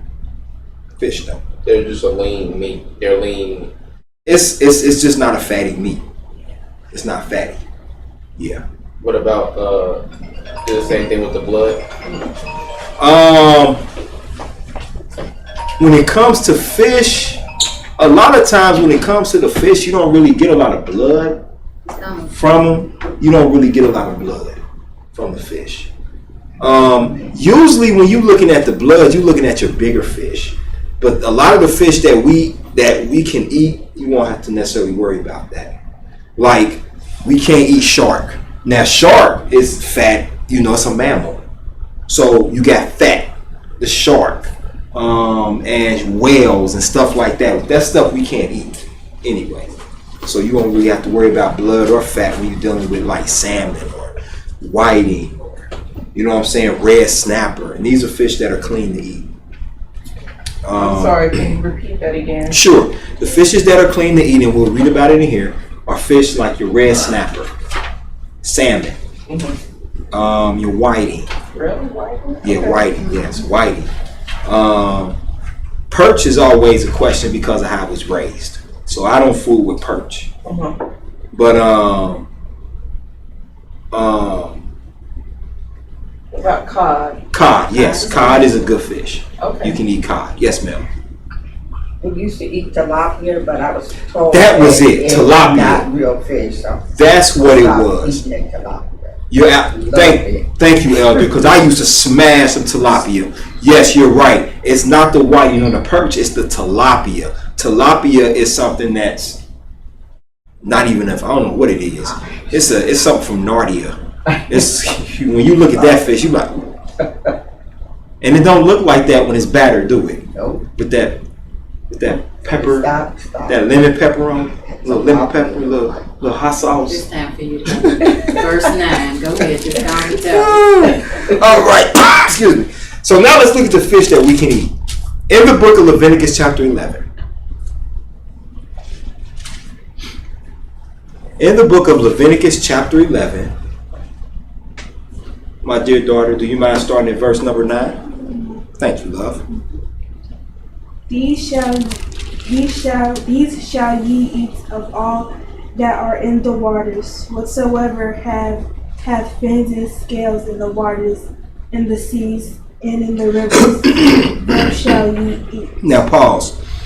We can eat any fish in the water that has fins and scales. It has to have both. It can't have like catfish. Catfish have fins, but it doesn't have scales. See, the fish that we can eat has got to have both fins and scales. It can't be one or the other. So I had a question a while ago about shark. So I did some research on shark. Shark don't have scales. They have something that's considered scale-like. If it's scale-like, that don't mean that it's scales. It just means that it mimics scales or it looks like scales. So shark is a meat that we can't eat. Yes, ma'am. What about, and this is a fish that I had started eating like maybe a couple of years ago. Yes, ma'am. Swai fish, SWAI. The only thing I can say is, because I'm not familiar with swai fish, but as long as it has fins and scales, I don't know. so I'm gonna have to look that up. Let me write that down. You said it's spelled AI. SWAI fish. And it's a meteor fish. Okay. Yeah. So I'm gonna look that up. Swai fish. I'm gonna look that up. But as long as it has fins and scales, as a matter of fact, let me just do that right now. I'll come out of the questions here. Let me just do that.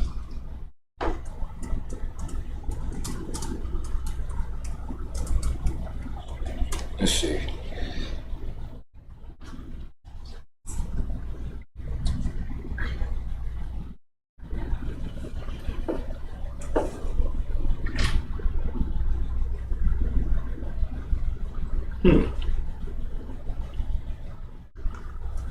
Let's see. Swai fish.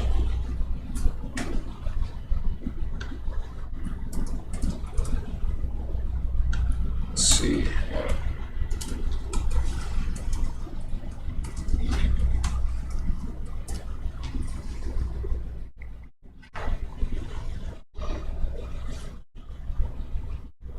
Okay. It does show that they are covered with scales, but I want to do more research on this. So let me get back to you on that swai fish. I'm going to do some more research on it. But as long as the fish has fins and scales, it's safe to eat. Now, dear, would you go ahead and go into verse 10? And all that have not fins and scales in the seas, and in the rivers, of all that move in the waters, and of any living thing which is in the waters, they shall be an abomination unto you. Now, that means no shrimp, no catfish, no starfish, no shark, no whale, no lobster. None of that. We can't have none of that. The only fish that we can eat in the waters has got to have fins and scales. Not fins but fins and scales. So, yeah. Trout has fins and scales. My grandma used to like mackerel. But I don't know if mackerel has scales, but I believe they do. Yeah, they do, because my grandma used to clean it off. So they have fins and scales. So certain fish, as long as they have fins and scales, it's good to eat according to the law of Yahweh. All right. Any other questions? So I think I answered all the questions here, except for in Numbers 5, was the woman not found guilty of adultery? When reading Numbers 5, yes, the woman was found. She was found guilty of adultery, because that was the whole reason for her husband being jealous. And how they found out about her being that she was adulterous is they made her drink the bitter waters, the cursed waters. They would consider cursed waters. So when they made her drink these cursed waters, her belly swelled and her thigh rotted, and this curse was just on her for life. Now, why wasn't she stoned? I'm not sure. Maybe it was because the infection that she got from drinking this water was going to kill her anyway. And that was probably one of the most painfulest deaths. She probably wished to be stoned.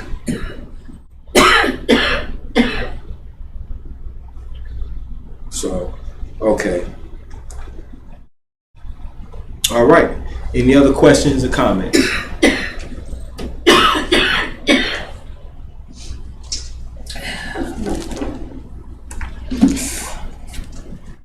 Right.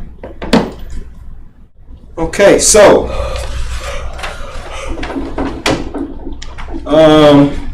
let's do this. We haven't finished Job, so I gotta finish Job. So y'all willing, we'll finish Job. Hopefully y'all willing next week. And I got some other lessons that I definitely want to get into. Now, before I get into these lessons, let me run them by you. What do you want to learn? What do you want to know more about? So that I can incorporate that. So I'll go ahead and add that to my notes here. And then that way we can take it from there. Yes. You want to know more about the dietary laws? Okay. All right. So what are dietary laws? All right. Good. What are the dietary laws? Yes. like to talk about singleness, how the Almighty views singleness. Singleness. Single, Being single? yes. Sure. Okay, being single. All right. How does he view being single? Oh, Fuddruckers. Dude. Okay, perfect. There we go. All right. How does Yahweh view? How does view being a single person? Being single. Okay, perfect. All right, so let me go ahead and make note of that. Okay, and then I'm coming to you next, my man. All right. Yes, sir. KAYA loves hairs said shapeshifters. Oh, okay. Shapeshifters. Most definitely. Shapeshifters. Okay. Shapeshifters. Yeah, I don't know what she means by that. Yeah, I know exactly what she means. Okay, good. Shapeshifters. Yes, we will talk about that too. Anything else? Yes, ma'am. How does y'all view us as a whole? How does y'all view us as a whole? Okay. Excuse me.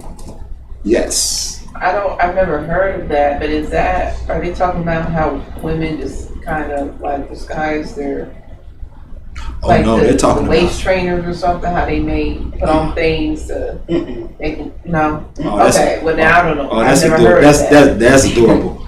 No, they're talking about actual shapeshifters, people who change shape.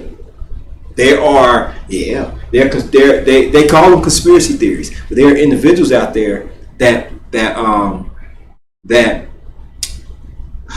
are believed to be shapeshifters. They change shape, not necessarily shape, but they change form. Like you got individuals out there, like there are some pictures that I done seen where if you look at it close enough, they got like a reptilian face, but it happens real quick. And like you see certain things on them, yeah, they out there. Yeah, shapeshifters, yeah. Like there's If a witchcraft, guy. Yeah, you can, yeah. witchcraft, real dragons flying around. You can look at him. Real and talk, real talk. he is not the most attractive in the face, because of how his face is made. But if he rubs his cheek, it turns into like scales or something. Yeah, and then he rubs it back and you can't see. Oh yeah.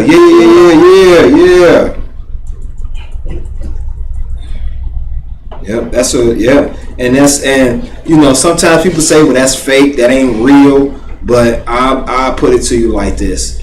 That's called shapeshifters. Yes, shapeshifters. That's some witchcraft stuff. Yeah, that could be in witchcraft because there are witches. I'm gonna tell you something. When I went to New Orleans, they had said that those witch doctors and stuff are real. They'd be like, watch who you take stuff from. Don't drink after you know what I'm saying? Because they were telling us, and this one lady was telling us a story about. She was telling us a story about how these witches, and they do their real, that they bring people back from the dead. And he was talking about how this man, he had died. And I guess the woman was so in love with him, went to the witch doctor, brought him back. Next thing you know, he's walking up and down the French Quarter. And if you know too, like when they flood in New Orleans, the graves sit on top of the ground. So you will see a casket floating down the street. And because you got to think, you got a mixture of African culture that's what that Creole is. That's that French and African. So that's what that Creole is. So you got all those African cultures which deal with a lot of divination and a lot of mysticism and stuff of that nature. So yeah, when it comes to shapes, what's that? This witchcraft and all that. Yeah, we'll talk about witchcraft. Yep, we'll talk about all I've that. heard them talk about I don't really think it's witchcraft, but Okay. when you see a woman with no makeup, Mm-hmm. and then you see her with makeup and she looks like a totally different person, Mm-hmm. it's like she's unrecognizable. Yeah. I was kind of thinking of that, and then, when women wear, the shapers and girls and stuff, and it kind of hides their real shape, and, Now, when That's women what do that, that's just them being deceitful, in a sense. Now, I'm not saying there's anything wrong with women wearing makeup, because I don't want no Me Too movement getting on here and cut me off of YouTube because I said women in makeup. But I done seen women that look, oof, and they get made up, and you be like, that ain't the same woman. I done seen one where the woman had teeth missing, and she get made up, and you like, man, you look like something off a top bottle. Before you look like something that was found at the bottom of a bottle, but now you look like a top model. You understand? So yeah, so we'll deal with that. So here are the 5 subjects. catfish. Catfish. That's it, catfish.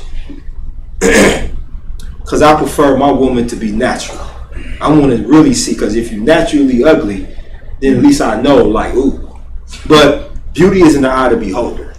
You know what I'm saying? Once you learn to look past certain things. You know what I'm saying? But nonetheless. So here are the questions that I have. What are the dietary laws? My daughter wants to know about that, so we'll discuss the dietary laws. How does y'all view us? How does y'all view being single? We'll talk about that. Y'all willing? We'll deal with shapeshifters. How does y'all view us as a people? And witchcraft. We'll deal with that. And I have 6. I have one more. Is there anything else anyone may have a question? Can witchcraft go with ghosts? Will you witchcraft? Yeah, I can do that. Witchcrafts and ghosts. Yeah, we can do that. And ghosts. All right. And what we'll do is these will be things that we'll look at in the scriptures. So we'll use scripture. So it won't be what man thinks. It'll be exactly in scripture. That's what we'll deal is strictly with scripture. Yes. Anonymous. She's or he or she. Can you explain what the wheel is in Ezekiel? Is it talking about UFOs? Ooh, that's a good one. Hey, if dragons flying around, anything could be here. They could be Bigfoot. Ezekiel.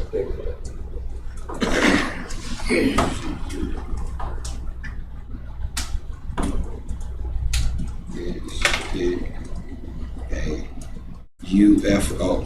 Yep, I'll be glad to. Okay, so I got the 6 topics that y'all willing will discuss. Y'all willing next week.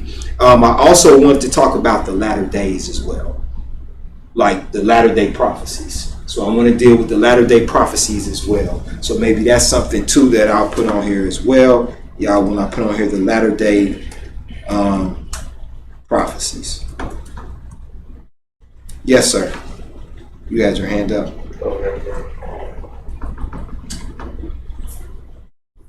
Latter days. All right. So we got the topics here. Y'all willing? I have them in my system. So this is what we're going to work on. So y'all willing? Some of these will be our discussion. And that's it. All right. All right. So, yes. You guys are hand up. Was someone Maleficent a shapeshifter? Who? Maleficent, because she was a human, then she turned into a dragon? She could have been. But, yeah, she could have been. I don't know. But good question. All right, so I'm going to read this poem. I'm going to read this beautiful poem y'all bless me with. Praise Yahweh. It says, the cry of his children are many, but he, Yah, holds us secure in his hands. Rest in his arms and be protected forever.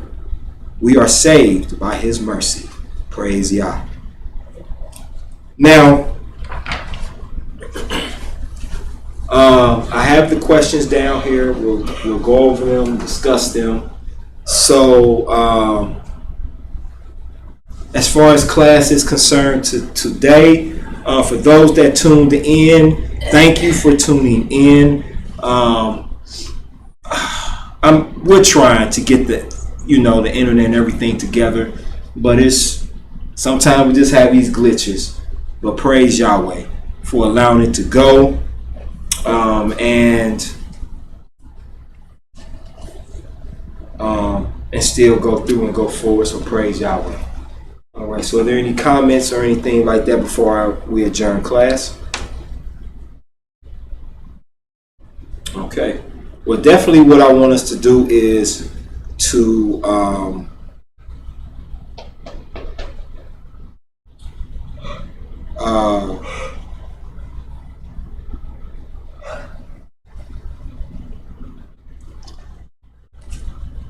earlier I talked about society, and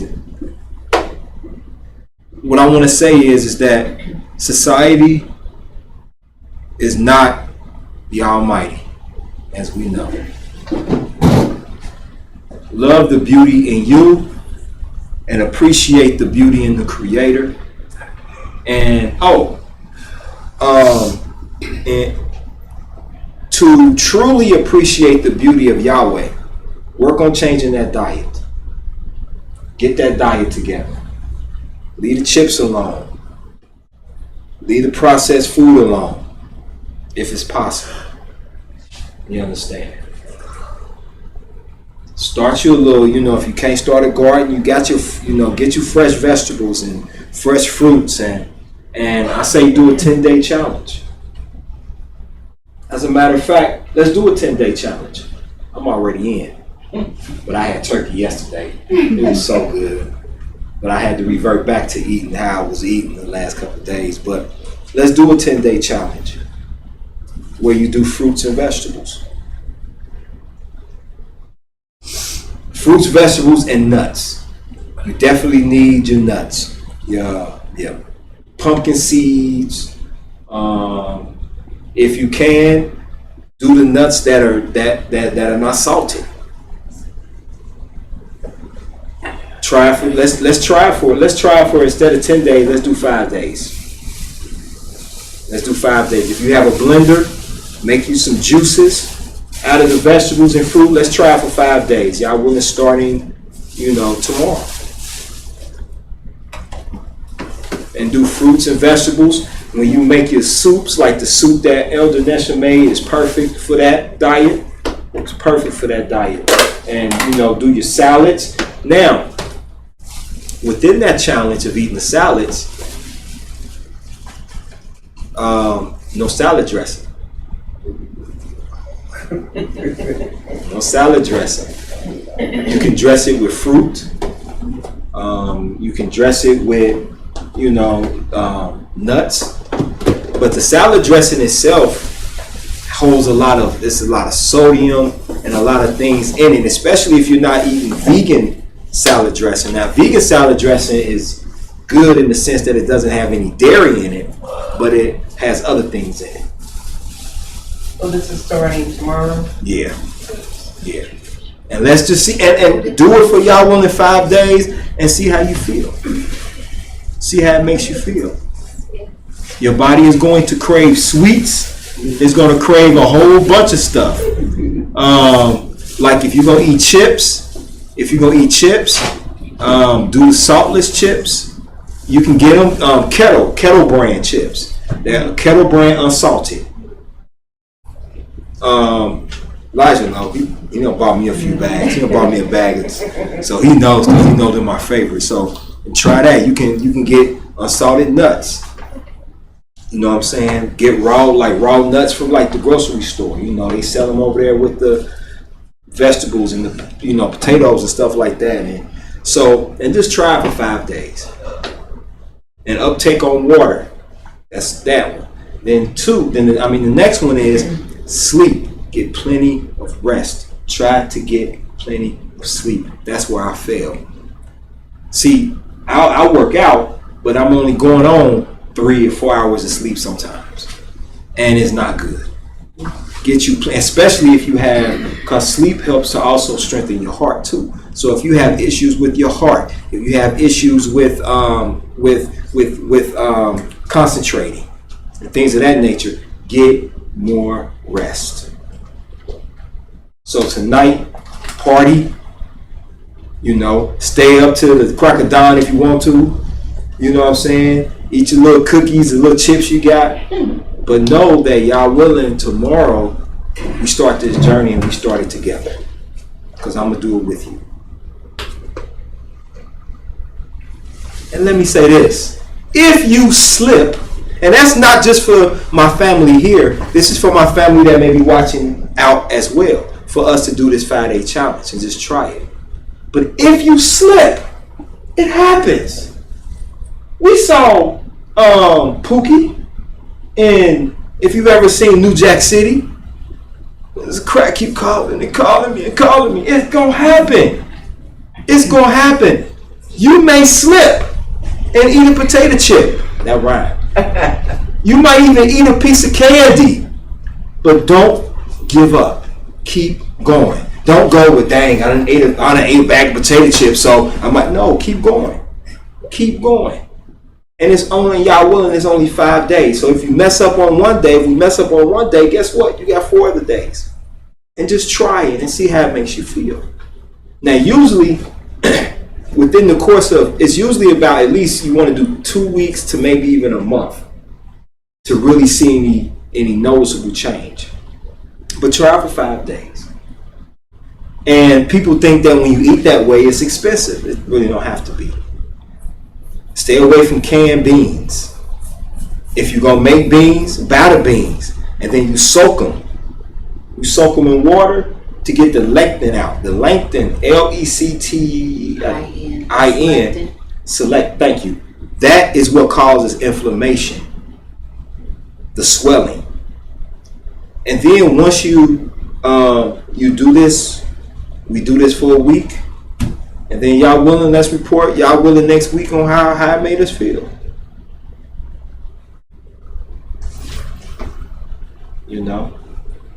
I have to do it because of some of the things that I'm dealing with. Because eventually I want to get off of my medication.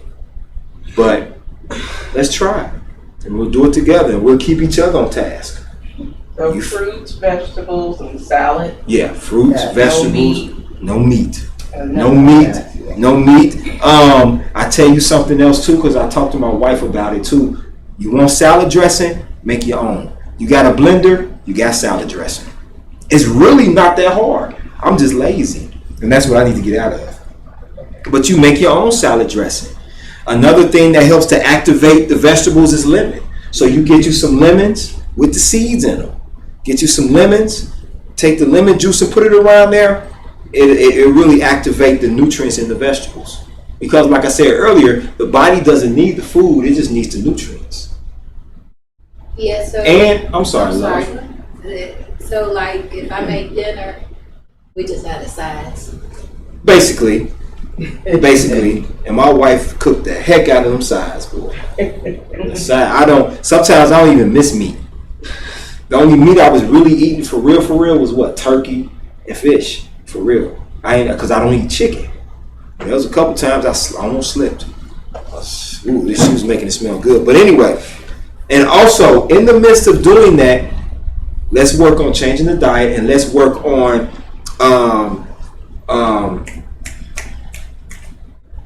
sleep pattern regimen. Work on a sleep regimen. I know it's easier said than done because it seems like you can't get enough done in a day. It seems like as soon as you be like, okay, but what I would suggest is just like we meal prep, because you can meal prep these 5 days too. When you don't just meal prep, but time prep. Have a reason for every hour of the day. Set up an accomplished goal on what you want to do. If your goal is to get up and cut your toenails. Walk it off. But work on a sleep pattern and get plenty of rest. Work on that. Whatever we got to do. If that means cutting the TV off and doing, then that's what we do. But that's what we do within these 5 days. So we're working on, so we're going to do the veggie and the fruit uptake, and also up that water intake if you're drinking water. And the third thing is exercise. Get plenty of exercise. You do not have to join a gym. Go for a walk. When I used to live on Montana. I used to walk from my house on Montana, right there on Northland Boulevard with that street. I would walk from there to the Y. Exercise at the Y, or go play ball, and then come and walk back. Sometimes I would walk from my house to, at the time, Western Hills Mall.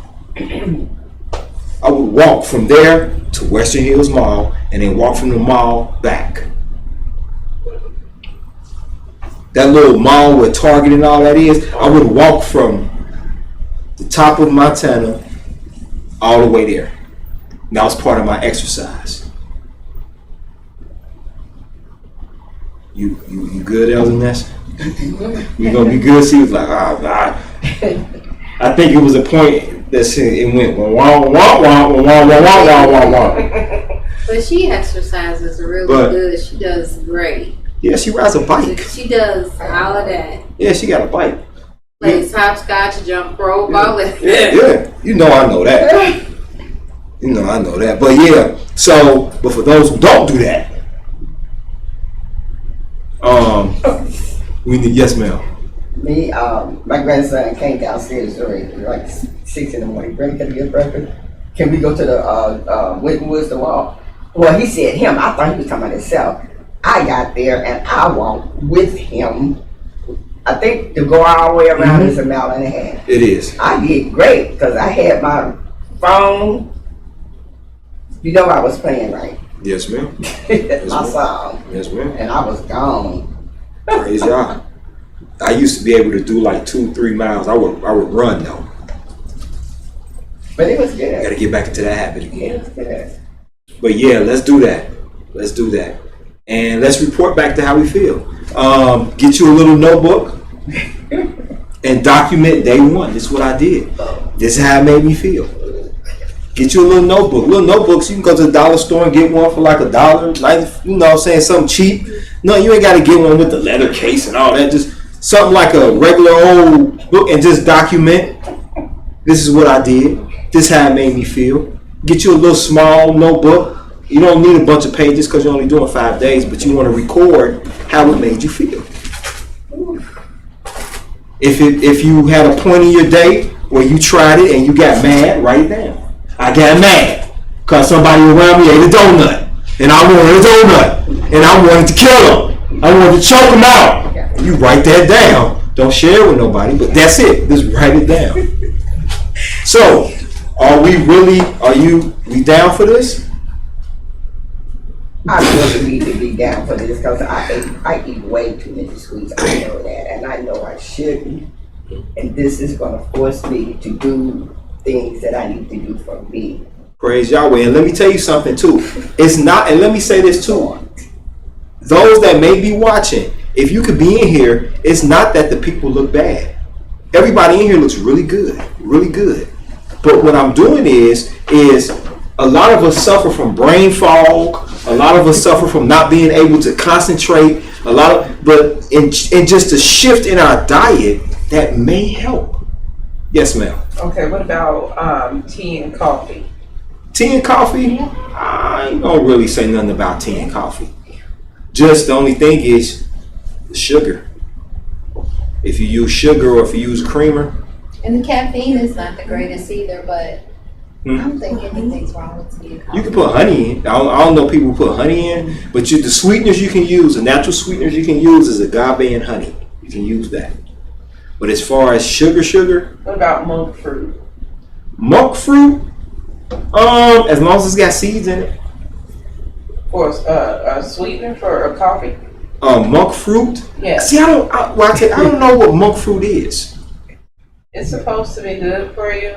Okay. A Monk friend of fruit. mine, he told me about it. Mm-hmm. He's a diabetic, and that's what he uses. And monk fruit. Have we ever had monk fruit? I know we had dragon fruit, What No, this is like a sweetener. A sweetener? Like See, I'm not kind of familiar. like a sugar, but Is it? it's supposed to be better for you. I would say research it or just look it up. What about stevia? Stevia. That's supposed to be good. Stevia is pretty good. It's okay, but I'm gonna tell you, if you're gonna use a sugar, use what's the sugar we use? Raw sugar. Raw sugar, and it's not that expensive. It comes in a brown box, and it's a vegan sugar, and it's a natural sugar, They have packets too. and it's just as sweet. I mean, it's super sweet. But I'm gonna tell you that agave, you just need a drop of agave, because if you use too much, you go into diabetic shock. But agave and honey, those are the two. And Yeah, I the have some raw honey. and then raw honey, and then you can use. What about oat milk? Oh, wow, that's perfect. Oat milk is good, no dairy. You can use oat milk, you can use almond milk, all the nut milks you can use. But as far as your regular milks and stuff like that, nah, you want to stay away from that. So it's basically a plant-based diet, but it's an actual plant-based diet. If you're going to make spaghetti, also too, a lot of your vegan meats are high in sodium and preservatives. So we want to kind of steer away from that. But I said 5 days because we're going to be putting our bodies through something that is not necessarily used to.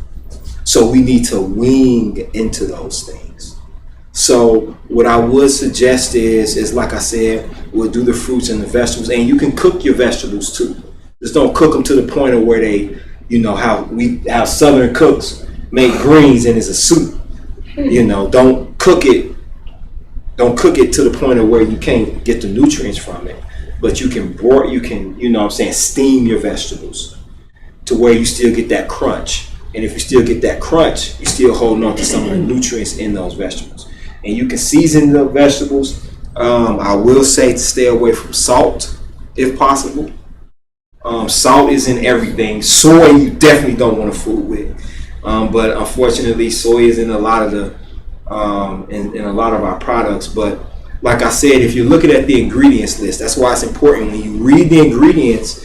The first ingredient is what's more prevalent in that product, and the last ingredient is what's in it, but it's not as prevalent. All right. So y'all willing? We'll try that for the 5 days. Y'all willing 5 days, and that means stay away from candy. I know, Elder. And the beautiful thing about the Elder is she keeps some candy on her. I don't have any today, but I got some cherries. Okay.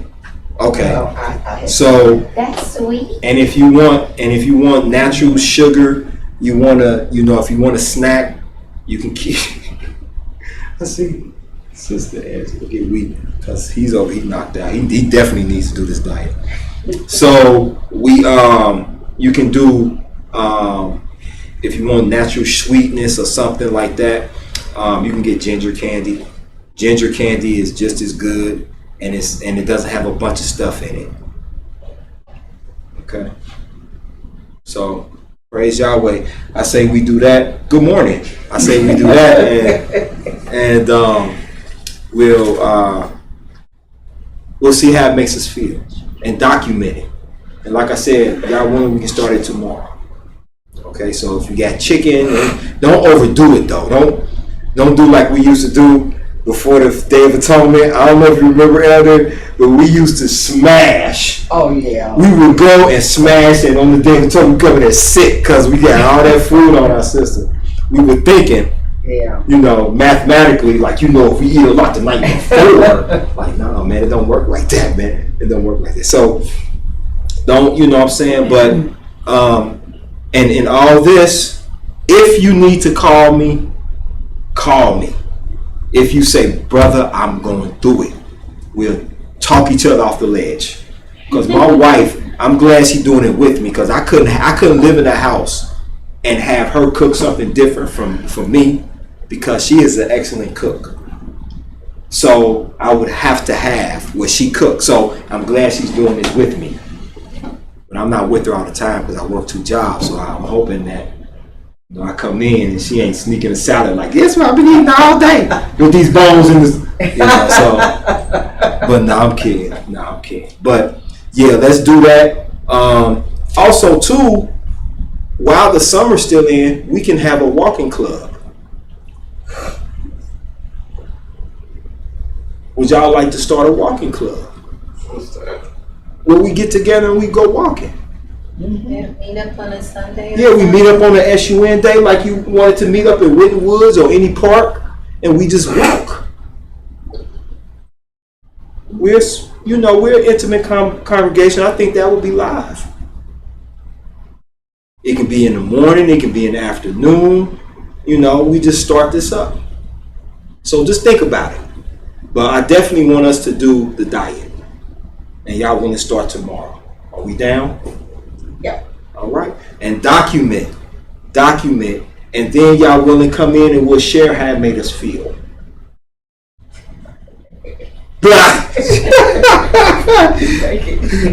She gonna text me like, "Oh, I ain't coming in today." Okay. She go, but then you might come in, you might float in here. But yeah, so but let's start and make sure you're getting your exercise in, and so like I said, y'all willing now to start tomorrow. Is there any other comments or questions? Okay, well yes ma'am. Thank internet and people that has given offers to the I sure will, yes ma'am. We also want to thank everyone that has tuned in and supported us. We thank everyone for their contributions, for your monetary contributions. Thank you for your offerings. We here at the House of Yahudah truly do appreciate your offerings. I want to thank everyone for tuning in, everyone for their support of the House of Yahudah. And like I said, by Yah's will, we're going to, I want to, just thank everyone for, like, Anonymous, Sister Andrea, Queen, even our brother, Y'all Want Entertainment, all those that listen in to us and share wisdom. We are truly appreciative of you. So with that being said, we're going to go ahead and close out for the Sabbath. All right. So my man, you mind? I'm pretty sure you got enough energy. So you do the prayer for us, my man. Yeah, ready. All right, my brother. We'll do the prayer.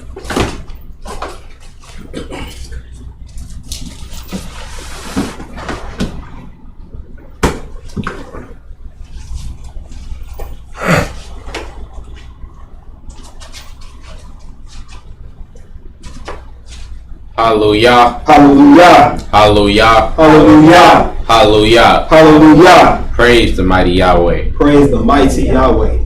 Yahweh, you are righteous. Yahweh, you are righteous. You are holy. You are holy. And let your name be magnified. And let your name be magnified. Thank you for keeping us safe on your holy Sabbath day. Please allow us to make it home safe. And again, please continue to give us understanding of your laws, your judgments, and your statutes, and other wisdom as well. And thank you for the food that was prepared. Amen. Yahweh, bless us and keep us. Yahweh, make your face shine upon us and be gracious unto us. Yahweh, lift up your countenance upon us. Give us peace. Hallelujah. Hallelujah. Hallelujah. Hallelujah. Hallelujah. Hallelujah. Praise the mighty Yah. Praise. Yah is righteous. Yah, you are holy. And your name is to be magnified. Bless you, Yah. Amen. All right. And we want to thank everyone. And if you want to try this 5-day challenge, y'all want to start tomorrow with the fruits and the vegetables, the exercise, and working on rest and documenting. Please feel free to do so. You are part of this family. Praise Yahweh. So we appreciate you. We appreciate all that you do for us, or that you have supported us in. Praise the mighty Yahweh. So until next time, may Yah bless us and keep us. And may Yah continually be our guide and our way. Praise Yahweh. Shalom, shalom. There is a